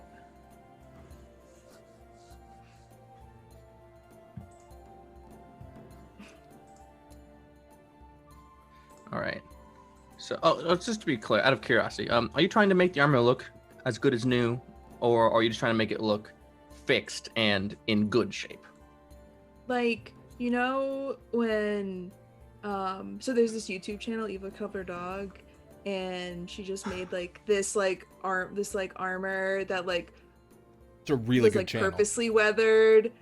Love that channel. It's such a good channel. Like my I'm so favorite channel. tried. So she Yeah. made this like foam armor, but it's like purposely weathered, and I think that's what I'm going for. Like I'm fixing the giant holes in it, but like I think it's like purposeful, organic looking weathering, where it's like like shading, like making little rusty spots, like like those tutorials on that website. You're making it look really good for Zake's Yeah, I'm cosplay. gonna- I get it. Yes, I am That just sounds making perfect. Zake a Solari cosplay. Oh, I wonder Excellent. if Evil Clever Dog will ever do a Solari cosplay. Ooh. Oh. Well, Everyone should go subscribe to her channel and comment and ask for that. Yeah, you should. Is what everybody should Well, do. if she sees this, she can reach out to the show at Yeah. No Initiative TV on Twitter and do a collaboration. In the meantime, we're going to go check in with some of our lovely cast members at Crown Tower as Ferris and Ro and Naima make it there. I think when they're just outside, Faris kind of like does a double take moment and then like glances to Ro, glances to Naima, and it's just like, Naima, the woman we're about to meet, Alika, me and her are, we're like pretty close. Like fight together or something?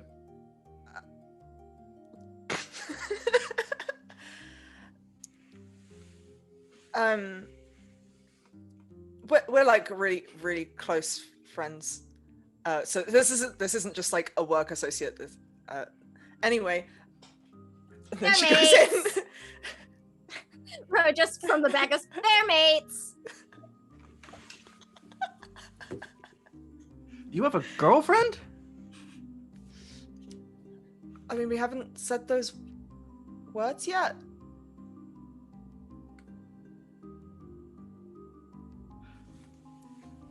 Naima straightens up and looks at Ferris in the eye and says, I underestimated you. What does that mean? Just smiles. So which way to the tower crown? Crown Tower. It's the really big one. I'll point to like the center. You can't actually see it. There's a giant glowing beacon at the top. Yeah. In that general direction. Yeah. As you all head off in that direction, the camera kind of lingers as a shadowy silhouetted figure hits the ground from Starfall Spire and scuttles along. Anything else you'd like to discuss on the way to Crown Tower?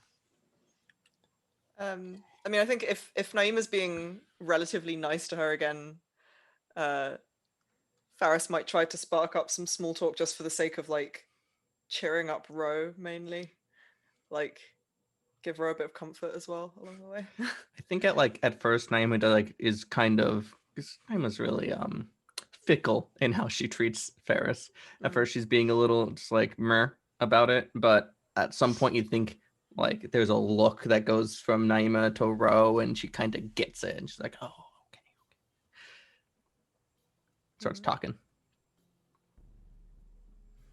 Yeah, like not anything, super important. It's more just like, hey, it would be cool if they got along. Oh yeah. Rose still very quiet, but I think, they might chime in a little bit, kind of like they did with the calling out Ferris and Alika. Just every now and then they'll like add a little thing. Imagine the conversation just casually for no reason like slides over to like weird animals they've seen in the woods and stuff. Just to give her opportunities to pop in. Yeah, definitely.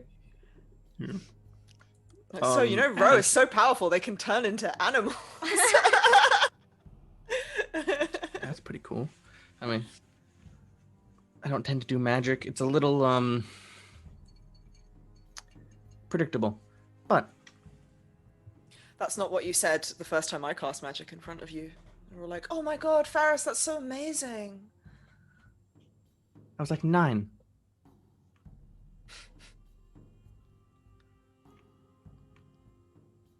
Rude. As you approach Crown Tower, an individual. So there's like steps that lead up to Crown Tower. It's like that's the central entrance.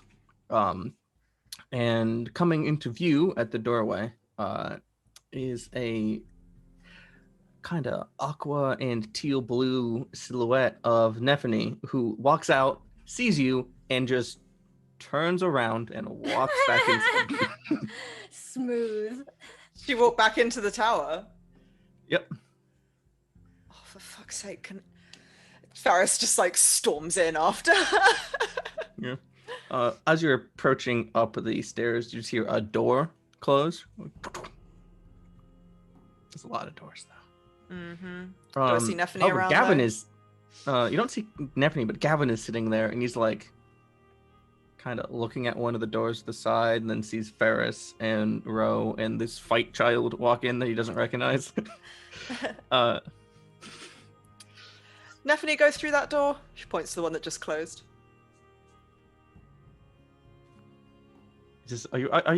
Are you asking me as Vanguard or as? Yeah. Yeah. What was she doing here? She had a meeting with a council member. Was it a leaker? You know these kind of things where they're privileged unless it's a military matter, Ferris. So that means yes. So that means yes.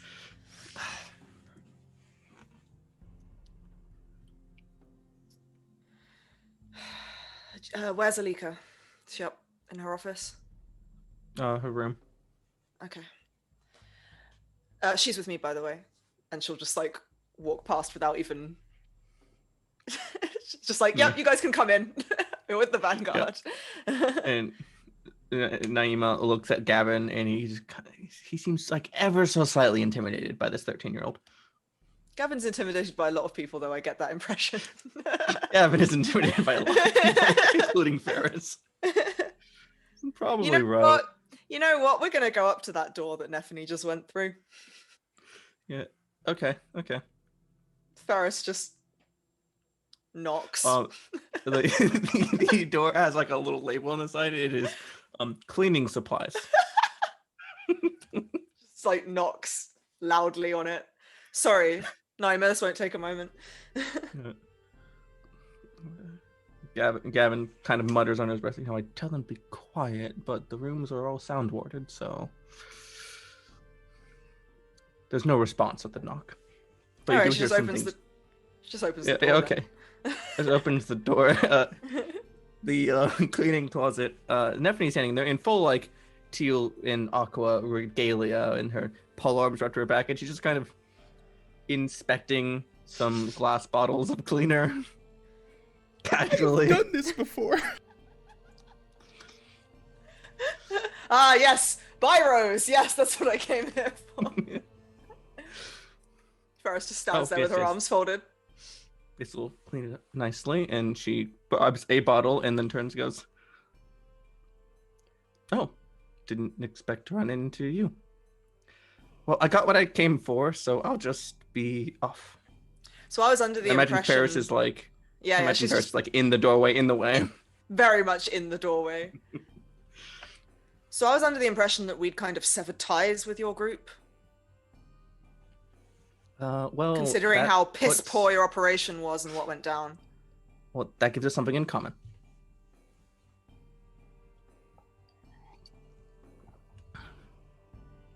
Really? Yeah.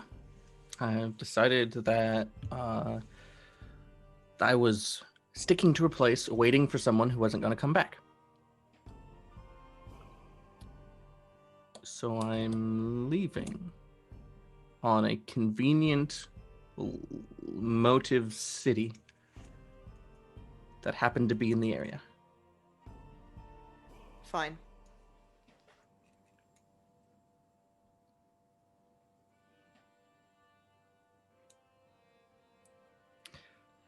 So who were you here to see? Do I even need to ask? Look, we're old friends. We're catching up. Is that horrible? No, I guess not.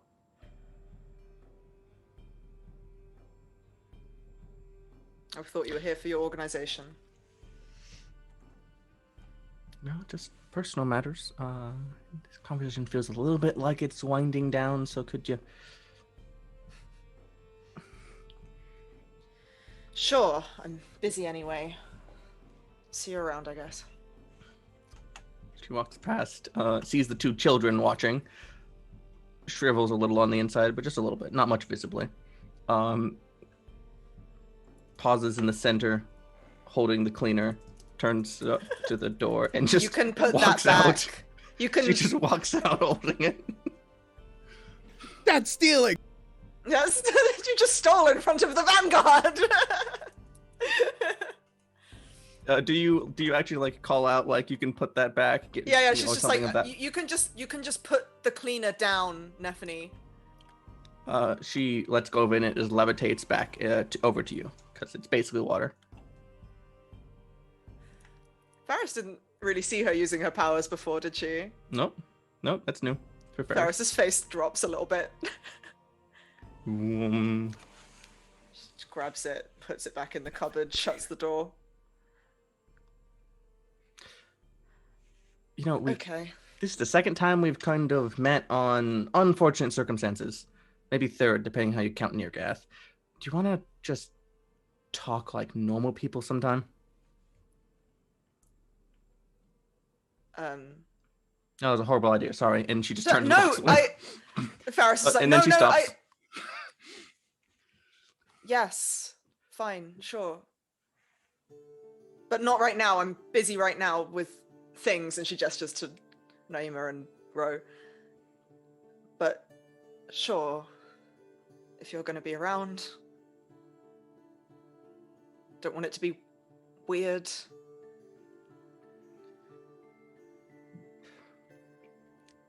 Well, too late for that. Or don't want it to be more weird. I'll reach out later when you seem less busy. And she... less running away, more just leaving. And as she's turning and walking away, she kind of mutters to herself, why do those children look like they could kill me?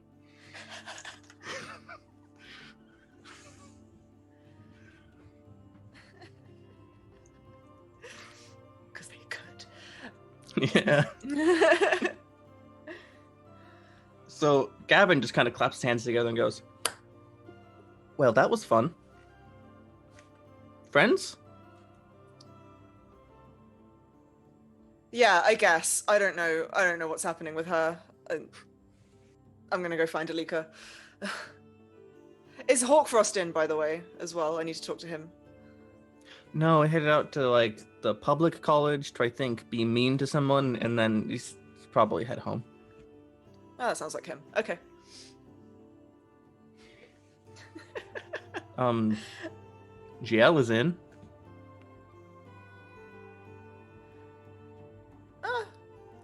Might be useful, I don't know. Anyway, thank you. I'll see you later. Always here to be of service. Have a good day. And she just, heads up to where she knows Alika's room is. Yeah. Alika does like very colorful hair. Mm-hmm. Alika likes tall girls with colorful hair and magic powers. And polearms. And polearms. You know, it's okay to have And you a type. blame her?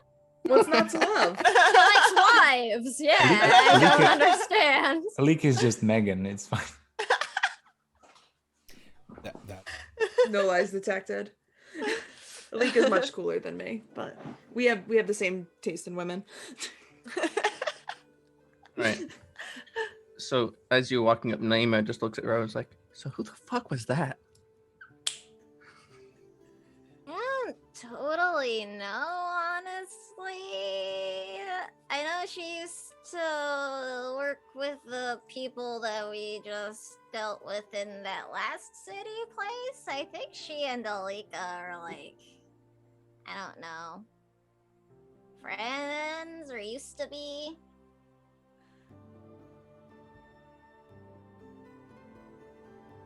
She was nice the one other time I met her, but she was weird just now. That's awkward. Bro. She was awkward just now. At this point, Ferris has, who can probably hear this conversation at least a little bit. Yeah. Reached We're like right Alika's door, behind her. just a couple spirals up. She's choosing to ignore the conversation. Seems wise. It's probably the longest conversation that Ro and Naima have actually had so far, too. Yeah, she's like, oh, finally they're bonding over This. my girlfriend's ex. Delightful. Yeah, it was like, oh, that water thing she did was really cool, though.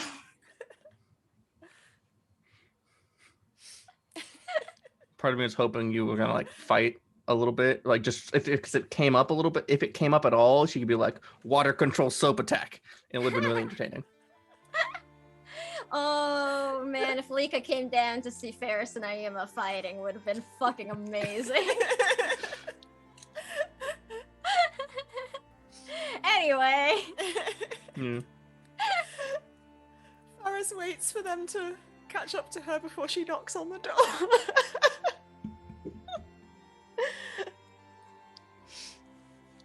About 7 seconds later, the door opens slightly, and you see Alika. And when she sees who it is, she just opens it the rest of the way. She's still dressed from the day. Okay. Hey, can we talk? Yeah. It's late. Is there an emergency? Kind of, yeah. This is Naima. Naima, this is Alika. Naima seems a little shy for once. Alika goes, hello? Nice to meet you. And there's like a little bit of like sup from Naima, but not a full response. Yeah. Yeah, can the four of us talk in your room? Come on. Door closed. Sitting situation or standing. Two of them are really short. Maybe they want to stand to feel more important. That's fair. So I'm guessing Naima being here is connected to whatever this emergency is? Yeah. So I got the letter that Roderick was trying to deliver. Or cover up for delivering. And she just hands Alika the letter. Scans it. Isn't he supposed to be 9? Yeah. He does kind of talk like he reads a lot. He does. I mean, this is even a bit advanced for him, so there's definitely something weird going on. Basically, I'm here to tell you that we're going to Shamsara.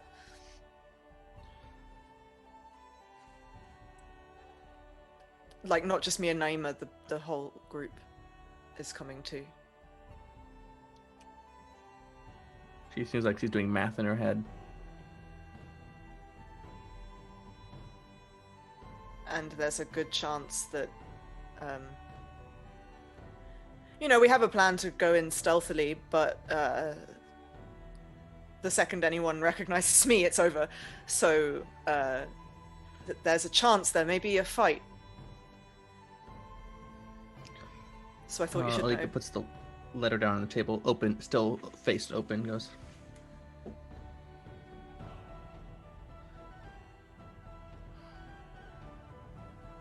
And kind of pops out of a bit of a, like, thinking pop and goes, well, we have to, you all going to go there. We can't take Valerith there. No, we're gonna find our own means of transport. We also want to get there more subtly, and we don't have time to get there with Valerith anyway, so... Makes sense. Let me go with you.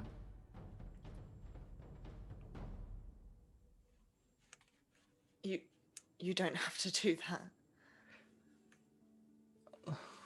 Didn't we say that we were going to start doing things for ourselves? Yes, I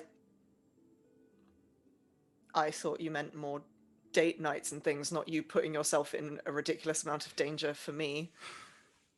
That's meant to be my job. Back together is important to me too, because you're important to me. So let me do this for me, for you.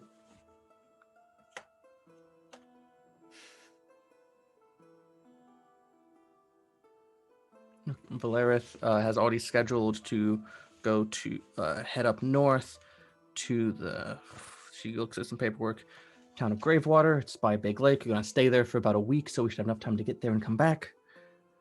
Hopefully, assuming nothing catastrophic happens, Hawkfrost and GL can handle the council while we're gone.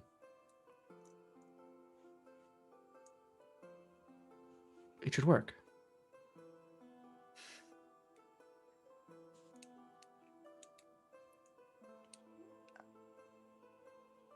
Okay.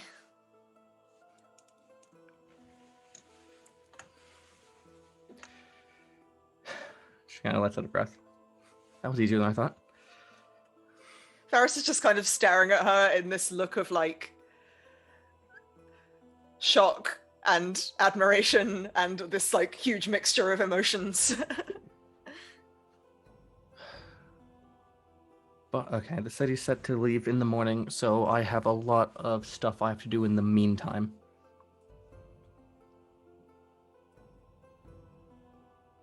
Yeah, of Is there anything course. else you needed? Well, now that you're coming with us, I guess not. I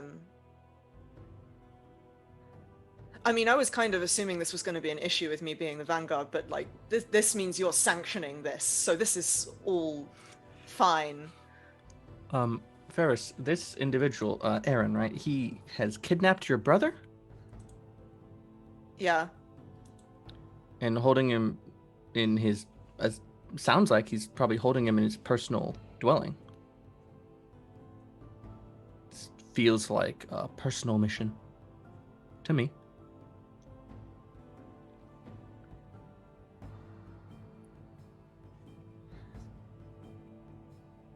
Yeah, I don't know why I keep trying to talk you out of this. Yeah.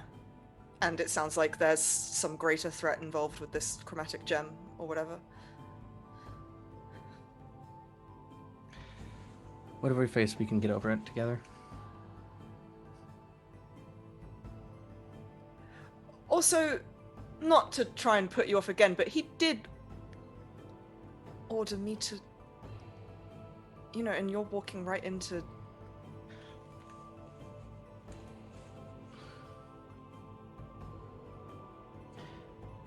Ferris, you know how sometimes you've talked about wanting to, like, smite people who you hate? Yeah. There's a really significant chance I'll get to stab this person if things go badly. That's not unappealing. No, it really isn't.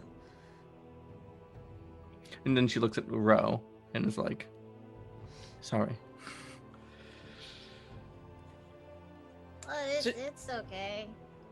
She looks at Ro and it's just like, he's a terrible person. Yeah, I mean, he took someone from your pack and could hurt them, so we need to stop them.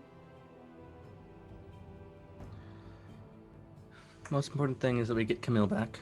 Everything else, just extra. Yeah. There is another matter involved as well, which is that the doctor now knows that the last ingredient he needs for his cure is actually grown near Shamsara, so we need to also acquire that while we're there. Okay. I can reach out to... I have to do a bunch of stuff tonight already. Thinking about extra paperwork.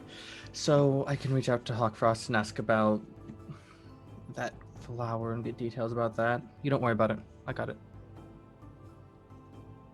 Thank you. If you're talking to Hawkfrost, we were going to ask him if he knew of a way to get us there via teleportation or some other magical means that would be subtle to get us nearby so we can sneak in via the lower city. He's really more of like a theory and potion crafting kind of professor. I don't think he's gonna be able to teleport you. Or if he knows anyone. I mean, I can just go and talk to him. Rose sort of lights up actually and goes, but he had those potions that could turn people into birds. That's how I sneak in, like, everywhere. If he can turn people into animals too, it gets a lot easier to go places. I mean, Rose absolutely right. As a counselor to Valerith, I'm going to go to my fellow counselor and ask a favor that he owes me. That's a good plan, Ro. Ro genuinely cheers up at least momentarily. Yeah. Like they feel very satisfied about that. Ferris pats them on the back. Naima does the kind of slightly too strong big pat on the back that pushes you forward a little bit. Ro tries to look totally unfazed by it. Okay, we still need a way to get there, but we've got other options, so... Yeah. If the bird potions last long enough, that could be it, but I don't think they will, based on how long he said it worked on Everett. Yeah, I was about to say when Everett drank it, it was a few hours, I think. Yeah. Anything We else? just need to get closer. Yeah. Yeah, we don't need to teleport into the city. That would be a terrible idea. We just need to get nearby, and then I can lead us in. All right. I guess meet us at Starfall Spire later tonight once you're done with everything, and then we'll all be together. We can discuss our plans, finalize them. We can have Valerith take a bit of a loop northward and get us a little bit closer to disembark from. We leave in the morning. Get a good rest. Yeah. She just takes Alika's hand and squeezes it. She puts her other hand on yours. Does the same. Glances at Naima and Ro and then gives Alika a quick kiss on the cheek before leaving. Then Naima goes, "Get a room!" Oh my god. We have two. Right. So, time passes. People figure this stuff out. People gather back together. I think everyone was heading back home. Question mark, exclamation point. Like they would have walked out and the doctor would have just been there like, Gavin, I know that they're here. Just tell me where they are. And oh, never mind. And then go. Look, Owen, it's not a matter of military security. I know it's not because you hold no official office, so I can't give you the information you. And then the door opens. Just guess they were in Alika's room. Just fit. If you guess it, it's fine. I'm not allowed to tell you. It's really simple. No, Come on. It's okay. Just stand.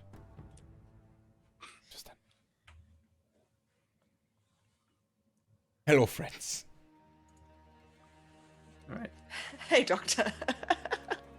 I think a little bit of time later, we find everyone back together at Starfall Spire. I think by now, Zake and Lena have noticed that Everett's not here. I don't think they could do anything about it. I'm guessing. Lena doesn't care. Yeah. Zake might. Lena doesn't. Yeah, no.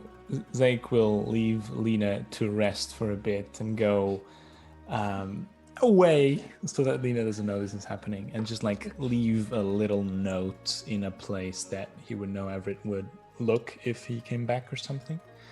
And just tuck it away without anyone else knowing, especially not Lena. Lena's What does the note say? taking a nap, I guess, because it's the middle of the night. Yeah. I'll tell you once Everett has a chance to get to it. How about that? But that'll happen off screen, Nunu. Yeah, but it's not going to happen this episode, I know. But what if it does? Okay, so it could be clear. Are you doing this somewhere in the tower or outside the tower? In the tower. Okay, cool. Then yeah, we can get to it later. You hear the bakery door with a little bell, ding ding, as you hear the entire remainder crowd of the team come on back. Spirits seem a little bit higher than when they left. Welcome back. Lena is resting, so don't be too loud. Kind of points at the corner of the living room where the armor is kind of perched on a couch or something. It's like, but And she then Ferris stops in place and her body starts to calcify into stone as she is frozen in pose. And then none of that happens. 'Cause it is back. None of that happens. I'm sorry. BT are coming tomorrow. Hopefully this will be the end of it. I had asked whether Ro and Naima were more chatty on the way back. Yeah, there's spirits are a little bit higher. I don't know if that, I mean, obviously it's up to Sam if that means that Ro is involved in the conversation, but Naima and the Doctor and Ferris, I imagine, are at least being a little chatty.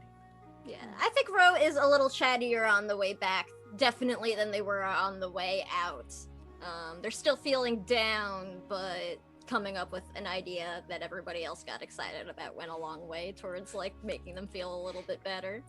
I think as we get closer to home, it's sort of like they start remembering again, and they're like, "Oh, ever it's gonna be there maybe when we get back," and they're like sort of dipping back down.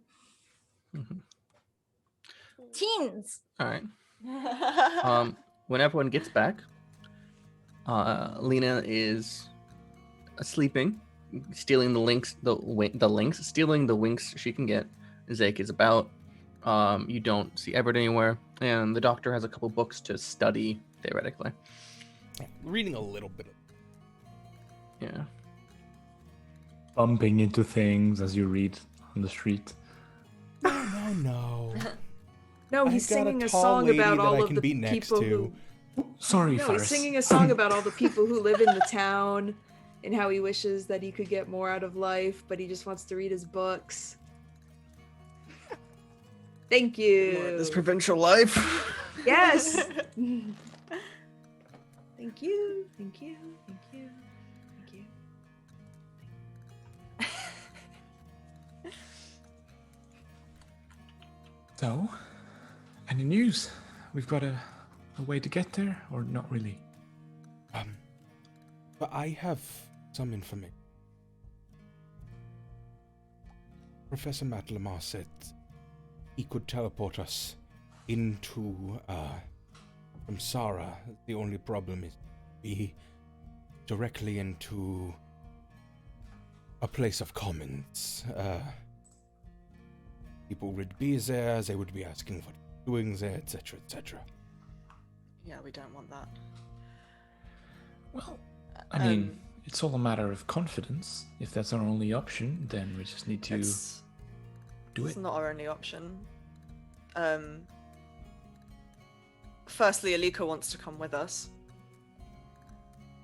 And also, Ro made an excellent point, which is that Hawkfrost has potions that can turn people into birds and possibly other animals. Which, if Alika can get the city closer, could be a way for us to travel there, and also a way to get inside the city less likely to be seen, depending on how long they last.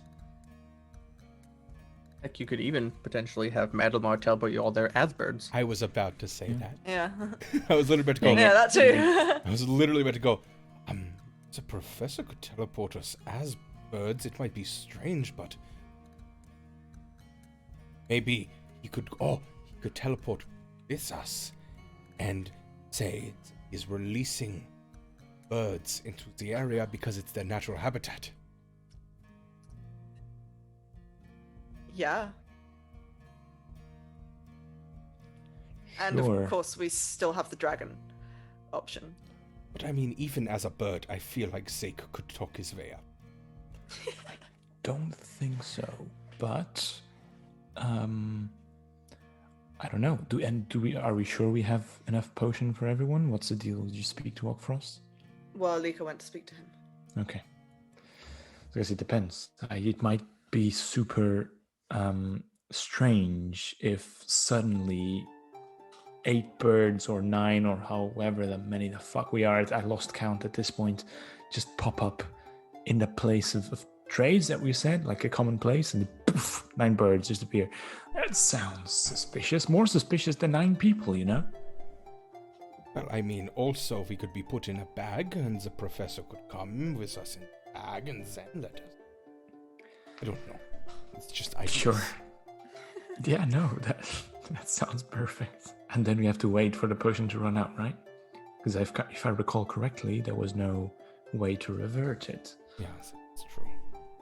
Okay. Well, I guess it depends on the information that Hawkfrost gives us regarding the potion. If there's enough for everyone, then perhaps we can do that, and one of us carries the birds in a bag. If there's only 2 or 3 of us, then I vote Naima and Faris take the potion. Yeah. And I mean, if you're wearing my old armor, yeah, I guess you could arrive with the birds. It would be kind of weird still, but... Yeah, what can I say? It definitely would be weird. Oh, also, Professor Madlamar gave me 2 books with information that might be useful for us, including about the gem. Oh. I will be perusing. If you would like, you can take one, Zeke. I'll take Of the course, other. yeah. Kira takes one of the books.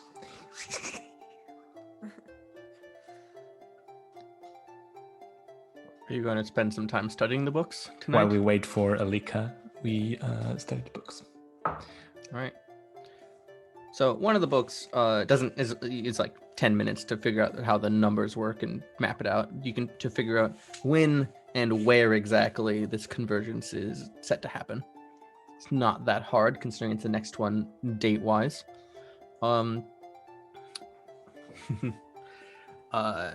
It's also like you have to reference some other information that will be publicly available, not that hard to get, to figure out what the number codes for like where actually mean place-wise.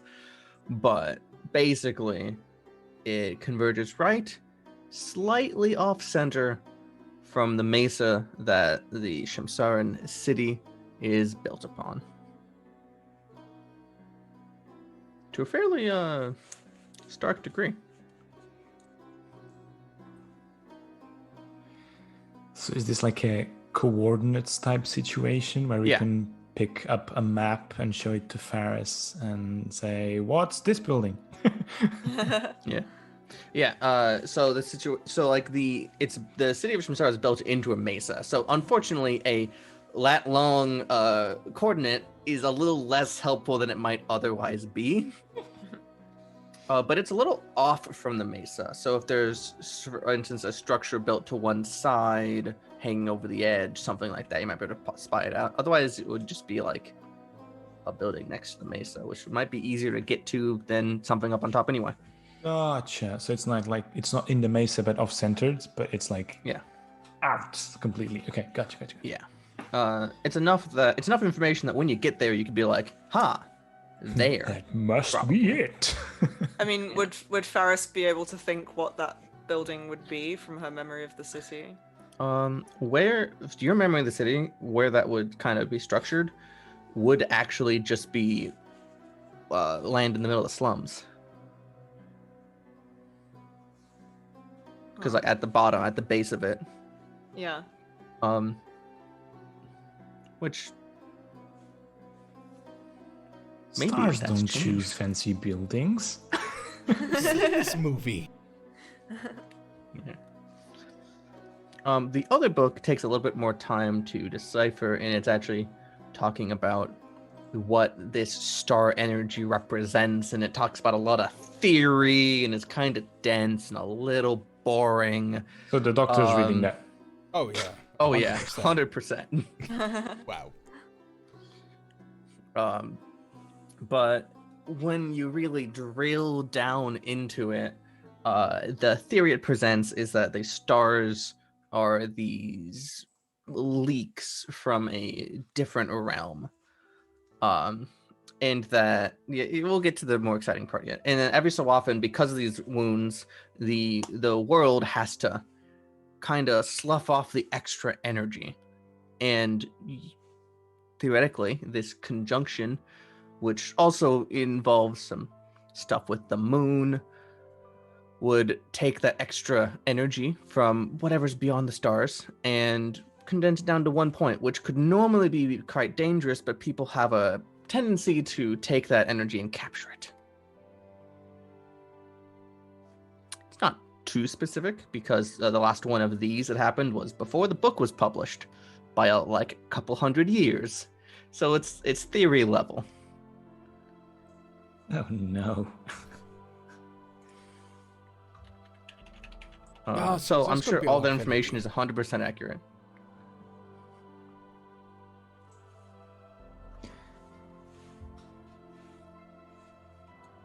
This is very interesting. So it doesn't seem like it's harmful alone. It's just energy, and then whatever people decide to do with it, that's the problem, right? Well, the energy is tenured by where it came from. Yeah. But also, if anyone's going to be able to wield that magic to their own bidding, it's going to be a man like him. Shamsara is famous for our particular brand of magic. Oh my Are we literally going to have the same thing happen that happened? What? Well, stopping a ritual? Yeah. Somebody feeling the power of a star, and now again, somebody feeling... Why does everyone who uses the light seem to do the same thing? Don't lump me in with them, please. So I'm not saying Nat, you. Apologies. I did not mean it that way. I was trying to joke here, there. Nat, because in the real world, right, the sun is a star, but I'm guessing that here, that's not the case, right? Oh, yeah. In case I've noticed, the way stars exist are a little different in this world. Keep your science out of our stream, Nunu. It's important. That's a good question, but no, one of the goals with making this world is a world where the things that are fantastical but understood in our world are fantastical in different ways, in magical ways. So things like the moon and the stars and the sun are more abstract. Cool. Yeah, so definitely, so the sun is a different thing. Solari and use the sun, same as Soaring, etc. Stars is different. Cool. They could like turn to the doctor and say something around the lines of, well, I'm not sure. I mean, the energy from the stars is quite different from what you're used to doing in Soaring in Shamsara, apparently. It's from the realm of shattered light. It's twisted, it's different, alien. I mean, people who believe they're doing for a good reason, or for power comes to these civilizations, right? That whatever is worth it, then. Exactly, but now I'm thinking, I don't know, if this is happening regardless of what we do, I mean the energy, and it can be quite dangerous if not contained, and if it's happening in the middle or near a city, perhaps we should let it happen and deal with it after the energy is harnessed? Because I don't want a city to be destroyed. Does that make sense? Well, if we go tomorrow, that's 2 days ahead of time, we steal the gem, then he can't do whatever he wants to do with it. That's the idea, right? That's the problem. If the gem is not there on the day, the energy is uncontained. It will probably destroy whatever it strikes. And if it's striking in that precise location, I don't know what could happen to Shamsara.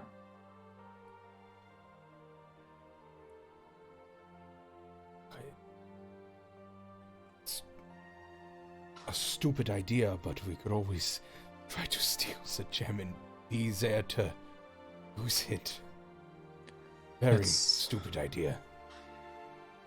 What I was thinking, I guess we do have a brand of stupid, don't we? Oh, Zake, could you roll a die for me? Yes, I can. I didn't even take the dice out of my bag today. Listen, Nunu, you have to make a triumph. We're on a theme today. Don't say that, because now it's going to be a catastrophe and you're going to feel bad. I won't. I don't believe in that. See, it's only an 11. It's not too great, but it's good. Right. All right. So instead of giving you the options of mixed success, I'm just going to give you a hint at what. So you notice there's a mild discrepancy in the book you were looking at. The letter you got from Camille said that the convergence was 3 days from now. This seems to be off by a day. Earlier. Oh, gosh. So wait, so Camille's letter is a day earlier, or the books are a day earlier? No, the Camille's letter is a day later. Right, okay. I believe this might be a trap. Oh, but we always thought it was a trap. Now this is even more so of an obvious trap. They wanted us to come there after the power was harnessed. Exactly. Which means we should go there before the power is harnessed. We should go there yesterday. Yeah. But if we go there tomorrow, we're still early. Well, we have the day, basically. So we do have Lena. Figure out where the gem is, steal it, and be on the spot to harness it. Okay. I do think it's still possible, but we need to be on the top of our game.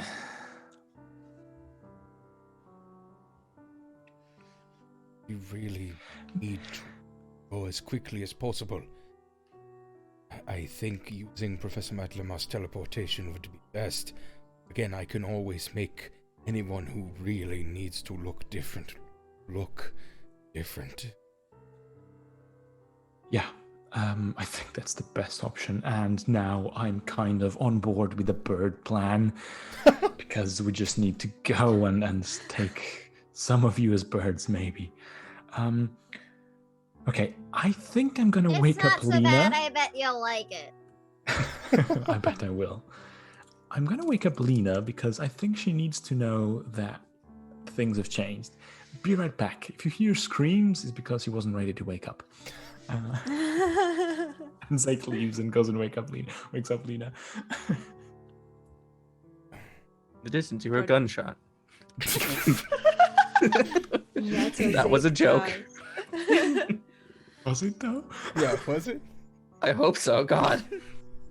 She is highly armed at all times, but Nice. it works on multiple levels. Yes. I mean, that was like a nice power nap. That was like just tiptoes and kind of, sits on the edge of the bed, kind of puts his hand on Lena's shoulders, like, Lena. You. Yeah. Okay. You awake? Kinda? Yep. Good, Yep. because it turns out we have less time than we thought. So we need to go as soon as possible, and we have basically just the one day to do everything. Oh, and by the way, if the energy is not collected in the gem, then it just explodes all over and destroys the city. So we kind of need to infiltrate, steal the gem, harness the power still, and then run away with the filled gem. Does that make sense? Just like take the covers and just pull them over my head. It's just like, oh, is that all? I hope so. Oh, no, wait. We're going to be teleported into the middle of the city, and some of us are going to be birds.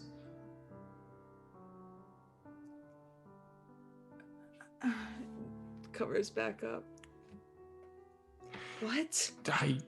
Look, this is what happens when you leave Faris and the doctor to go and speak with people to get the plan. I mean, they came back with a teleportation to the center of the city, and then Faris said something about Alika getting potions to turn us into birds.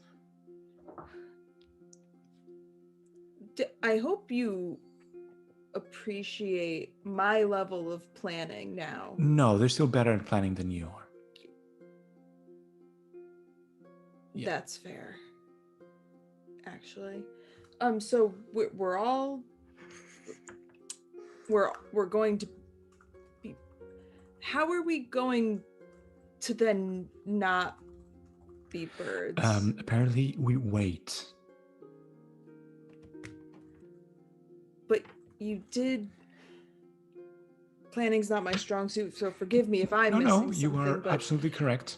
You did say that timing is like a really big thing, that we have very little time. We have around... So if we are birds for an indeterminate amount of time until we are not birds anymore, you see how that could be problematic. I do. That's why I was thinking maybe only Faris and Naima go as birds, because they can be identified in the middle of the town. As for the rest of us, maybe not. But then again, apparently everyone has dossiers about us, so maybe... I mean, we don't necessarily look like we're from Shamsara, so we're going to stand out while you do. I will be. Bears. does, but the rest of us kind of stand out. So Exactly. sure. I mean, we've Look, gone into worse situations with less of a plan, it I seems guess. like we'll have around the best part of a day, so I'd say 20 hours, and hoping that the bird thing lasts maximum of 3. I mean, Perhaps it's can we fine. could get no more bird potion? We have to. Is there We have to wait. an anti-bird potion? We have to You just wait for Alika to come back and with Ockfrost's potions, and then we'll know what they do. Because no one knows what's going to happen with the damn bird potions. So come downstairs and help me, please. Yep. Okay. All right. Getting up. Just like gets out of bed. It's like, whatever help you think I will be able to give, but sure. Just like, I think that if you go downstairs and question the birds, they'll see, wait, Lena is questioning a plan? This must be a stupid idea or something like that. So, I don't know. all right. I mean, that's a fair barometer, I guess. To appeal to the Megan inside Lena. To appeal to the Megan inside Lena. You could be a magpie. Yeah. I'm already a magpie, baby. Double magpie. Double. All right, let's yeah, all right. If it comes to birds, we bird. Yeah. Yeah. It's a totally normal thing to be. All right. Sure. So as the two of you head on down the stairs, do you hear a cracking of wood noise?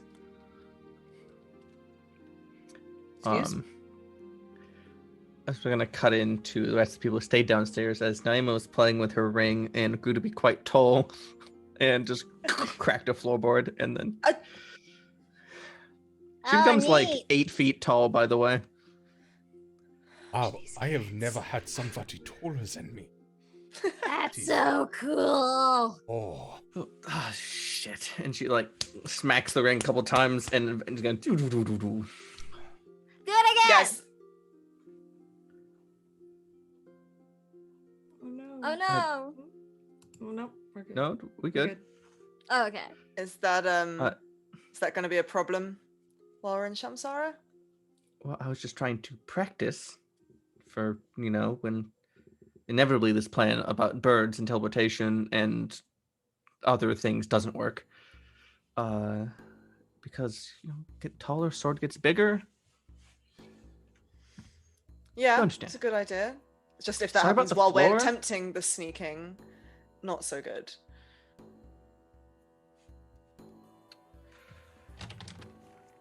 And Lena to fix the floor. Lena's great at fixing. Yeah, and sorry about the step out front too. That's one you have to pay for. Lena is now the handyman of Starfall Spire. All right, Lena and Zake, come on down. See a broken floorboard, but not a whole lot else. So we're birds then. Look, I never said it was perfect, okay? It's a maybe. It's a maybe. We have a lot of options. We have a lot of options? Well, we have a dragon as well. I was told that we have very little options and very little The time. teleportation's probably the best one because that's like immediate. But I could make people look different. That's another option. Like... Yeah, so it's kind of two options. When you say... When you say that this teleportation, like, brings you, like, in the mid... Like, how middle of the place are we talking? Are we talking, like, middle of the place, Zake talks us out of it type deal? Or are we talking middle of the place, now we go to jail? I don't think the way that Professor did it to me, I don't think you go to jail. It's just they're like, oh, hi, one new here. What are you doing in the city? Customs. Where did he say it was? Is this like the Port Authority of Shamsara? Like, effectively, yeah. Okay. Yeah, like I said, it is like customs. You know, you go in, they ask, what are you doing here? How long do you stay? We let Zake talk to people because Zake is amazing. Or we are birds. There are many options. I say hinge our entire plan on my ability to let us through, yeah. Yeah, no offense, Zake, but I'd rather have some other contingencies in place. Still. Exactly. Also, Zake, we can talk more about this, but would you be willing to talk to, like, some group of students about things? Kind of like the help of the professor hinges on the fact that he wants you to be a guest speaker. Speaker of what? Yes. For the Adventuring Club. Oh, yeah, for the Adventuring Club. Sorry, I didn't say those words. Adventuring Club? Who the hell? Is this really the time? Well, I was just mentioning it because it is... If their help is contingent on that, sure, whatever. We don't have time to discuss this. Yeah, sure, I'll talk to kids. All right. Back to the birds, because I cannot stress enough how many questions I have about the birds. Oh, it's gonna be fun. I am told that the only way to unbird is to wait, but also I might be able to. So we teleport into Shamsara Port Authority just as a flock of birds, and that's just. Well, the idea was that a couple of people wouldn't be birds. Me and Naima would need to be. Alika would need to be as well. Okay. The rest of you might be able to get away with it. Do you like go in a little basket, or like are we like posing as bird merchants and we have like cages with birds in them? Thinking some kind of is bird this just Look, like when I suggested this idea, we were flying into the city as birds, not teleporting into the city as birds. Or can like two of you fly under my cape and make it look like it's floating very dramatically, like that kind of thing? I don't know. We could be your wizard familiars. It doesn't fucking matter. Like, weird magic people have pets, right? You are known as a witch. Wizards and stuff have familiars. They also have pets. I don't think it's going to be that weird. I don't think this is the problem of the plan, by the way. I don't think... The main thing is that we still don't know like exactly where we're going, because if this place lines up over the slums, that doesn't make any sense to me, and that means that we might not be going where Camille is, and that means we're splitting up further apart than we anticipated. Yeah. I mean, if I were trying to plan something that's big and powerful with some artifact that's big and powerful, I'd go where nobody would expect it to be. And I guess also, that if makes it does sense accidentally, if it does accidentally go wrong, he's only destroying the slums, not right. Don't people live in the slums? Yes. Oh, you're saying from his point of view? Yes. Oh. Yeah. Well, I'm all for. I mean, we're there to save your brother, but stealing from some overprivileged asshole is just bonus.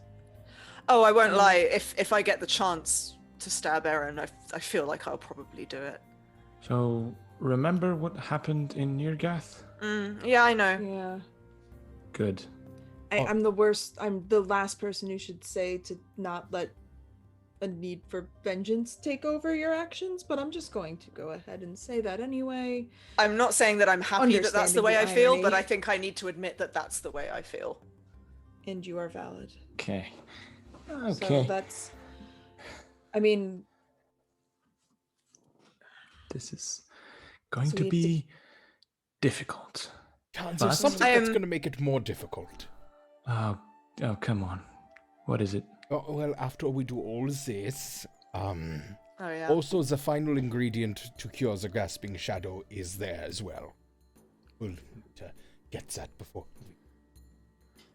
Is it like like in the city, or is it like city adjacent? So if we were to like fuck things up royally within the city, we could just scoot out to the outskirts and get this ingredient. It's and both. then It's It's kind both. yeah. it's both. Perfect. I mean, like, it's supposedly in a cave, but it is also, like, maintained. Yeah, there's a cave relatively near the city where it's cultivated. I've never been there, but That's fine. So let's just recap, see if I got this right. We need to teleport into the middle of the city, some of us as birds, some of us as ourselves or disguised, and then navigate our way into finding where this orb is, steal this orb, while at the same time gathering information about the whereabouts of your brother. And once the orb is stolen, be at the correct place at the correct time to harness the energy of the stars that's going to leak and destroy a slum into the gem, and then simultaneously run away with said gem, try not to fight anyone, go into a cave, grab a flower, boom, bamf, done. Back to Polaris. yeah. Yep, that's When you just put it about out like that, it seems incredibly obtainable. Sounds easy. I think Yeah. that's where we cut for our session. So we just click that and just have that be the recap for next session. That right now. All right. Amazing. So that's the plan for next session. I'm pretty excited. Birds. Caw! Dumbest plan of all time. Look, Ro is proud of it. Look, I was assuming that we were just gonna fly into the city as That's what birds I from thought nearby, too. and then you guys were like, "Let's teleport in as birds." I was like, oh, was we'll great. teleport like a few miles out of the city and then fly the rest of the Yeah. way. To be fair, Well, as God, I teleportation intentionally mechanic. didn't make teleport a few miles away from the city as an option. Yeah. We The only got it. teleporting we have is into the city. Yeah, but the conversation just like shifted. Like, it just changed. Amazing. All I right. love it. All right. So that was session 7. Session 8 is gonna be Oh my the Great Brother goodness. heist. The Great Brother heist. That's not a final title. No, it needs to be. The Great Bird Heist. Oh, that's much better. See, why do I name the episodes? Ornithology. Ornithology Um, for beginners. Yes. It's just Ro 101. teaching everyone how to fly. Oh god. How Next the episode should be fuck? such a shit post. It's gonna be As So- opposed to so all of our it's other. This is like a really serious moment for Faris, and you guys have turned it into a total meme. You Yeah, I was gonna guys. say, when you wrote your character's backstory and put all this tragedy in it, like did you think this is how it would end up? Have you playing met out? us? Yeah, like you've played games with us before, right? I feel like it's both a major meme, but also super serious at the same time. Yeah. Yeah. That's what we bring here at No Initiative. Just we walk that line between meme and super serious. humor. Okay, but legitimately, the bird idea is just the thing I love about TTRPGs. And a player goes, "Hey, you know that thing that we established like episodes ago? We're gonna Yeah. go back to that well and just be like, that's the Yes. idea. Let's do it. It's great." I'm so glad I thought of it, and it was something Ro could reasonably also think of. Yeah. Oh my god. Because it's the worst when I think of something and I'm just like, no one will ever know. Oh wow. Okay, come Well, on. You can at that's least too tell me bad. excuses why Ro could think that on occasion. That's On when I you do occasion. send it in the sometimes. group. Yeah. Send it in the group chat and be like, please, somebody who would have thought of this. Yeah. My family is dying. Please, my family. Definitely been like, so- so Ro wouldn't think of this, but All right. I think we have something to announce, right? Oh yeah. Megan? Yes. Megan? We do it. Well, Sam. well, we got a few things to announce. We got a really few things. We got a bunch of. Things. We got yeah. stuff going on, y'all. So I can Do you start want with to do outros. that? Do you want to do I outros guess. first? Yeah. Yeah, because we can announce the things as part of the outros. Exactly. Like we usually do. Yeah. I'll go first. We're professionals. Yeah, because then I can set it up. So, hey everyone, I am Sam. You can find me on Twitter at @TheSamWisest. I am the Samwise GameG here on Twitch. I am one of the admins here at the Chromatic Chimera. I'm the accessibility director. You can see me right back here on Wednesday for our series finale of Agora's Bells. This is like our plot finale. We're gonna have an epilogue episode afterwards. That's just gonna be like all roleplay type stuff. It was like the plot culmination, so check that out. I'm super excited for that. Otherwise, live stream wise, that's what I've got going on. However, we did just announce on the channel that I'm going to be GMing a new Masks podcast called The Curio Academy. It's going to be releasing probably in about June, but we'll be hyping it up in our Discord, so make sure to join that. And it is March, so I am super excited to share that in the last full week of March this month. That would be March 21st through the 27th. The Chromatic Chimera is going to be doing a fundraiser for MS Awareness Month. We're going to be running it through that whole week for the MS Foundation. Is it the MS Foundation MS of Society. America, Robert? Society, thank you.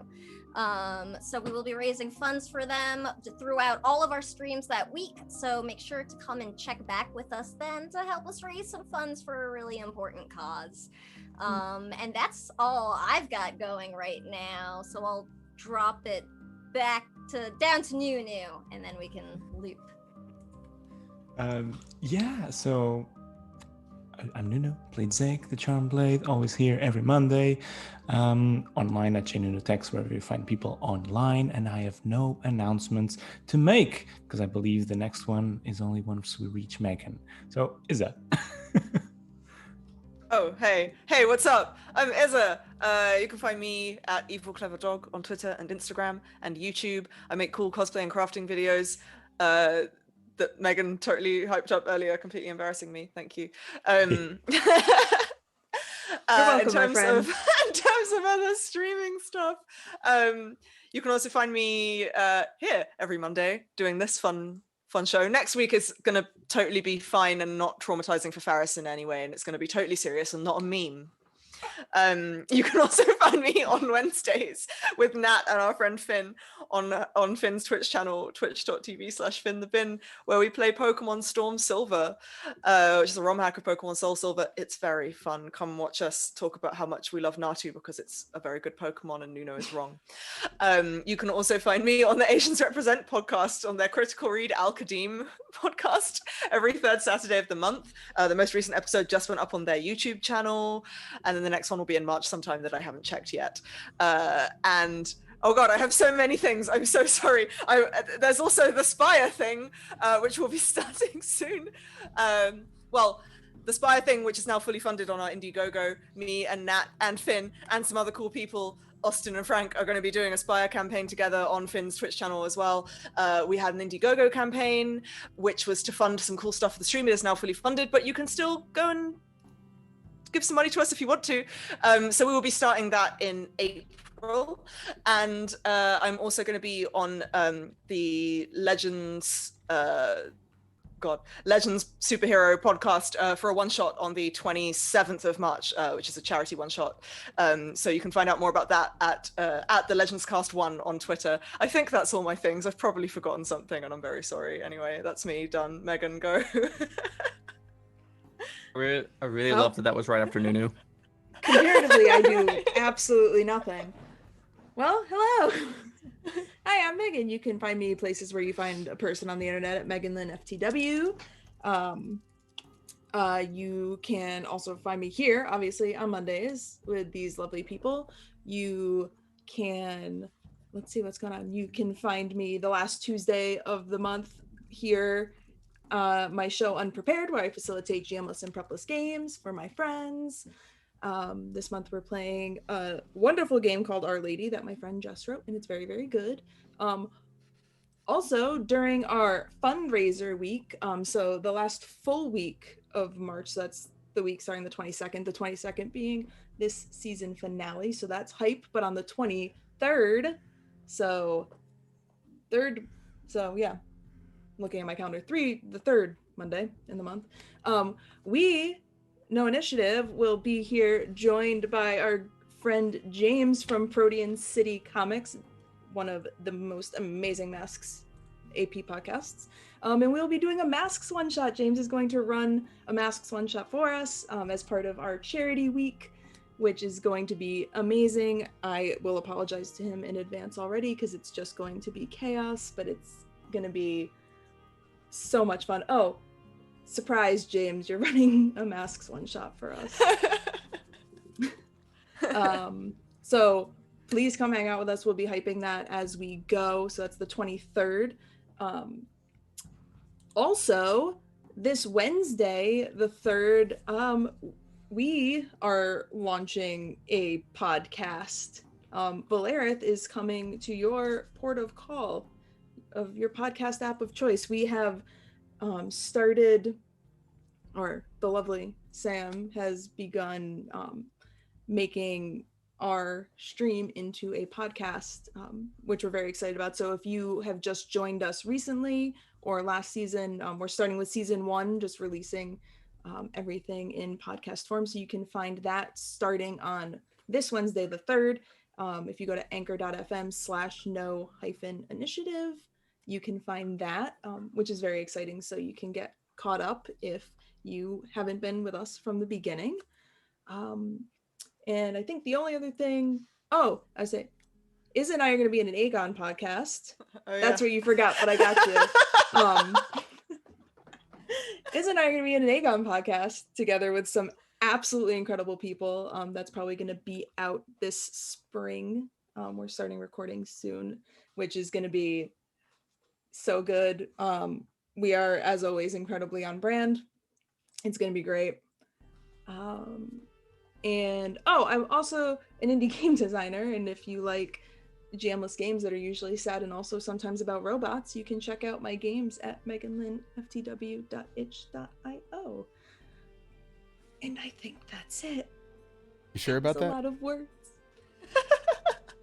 Oh, no. No. Also one more thing, that we here at No Initiative are Quest affiliates. So if you are interested in checking out this wonderful game for yourself, you can check it out at adventure.store. And you can use code NOINITIATIVE, all caps, one word, to get 10% off of your purchase. There's some awesome pins. You got the core book. So check it out. And then some of that goes to help us out as well. So go and give that a look if you're looking to give Quest a try for yourself. And now for realsies, I will toss it up to Robert. Please free me from this torment.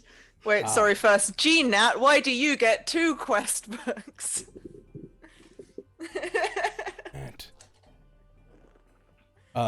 Hi, I am Robert. I am the MS.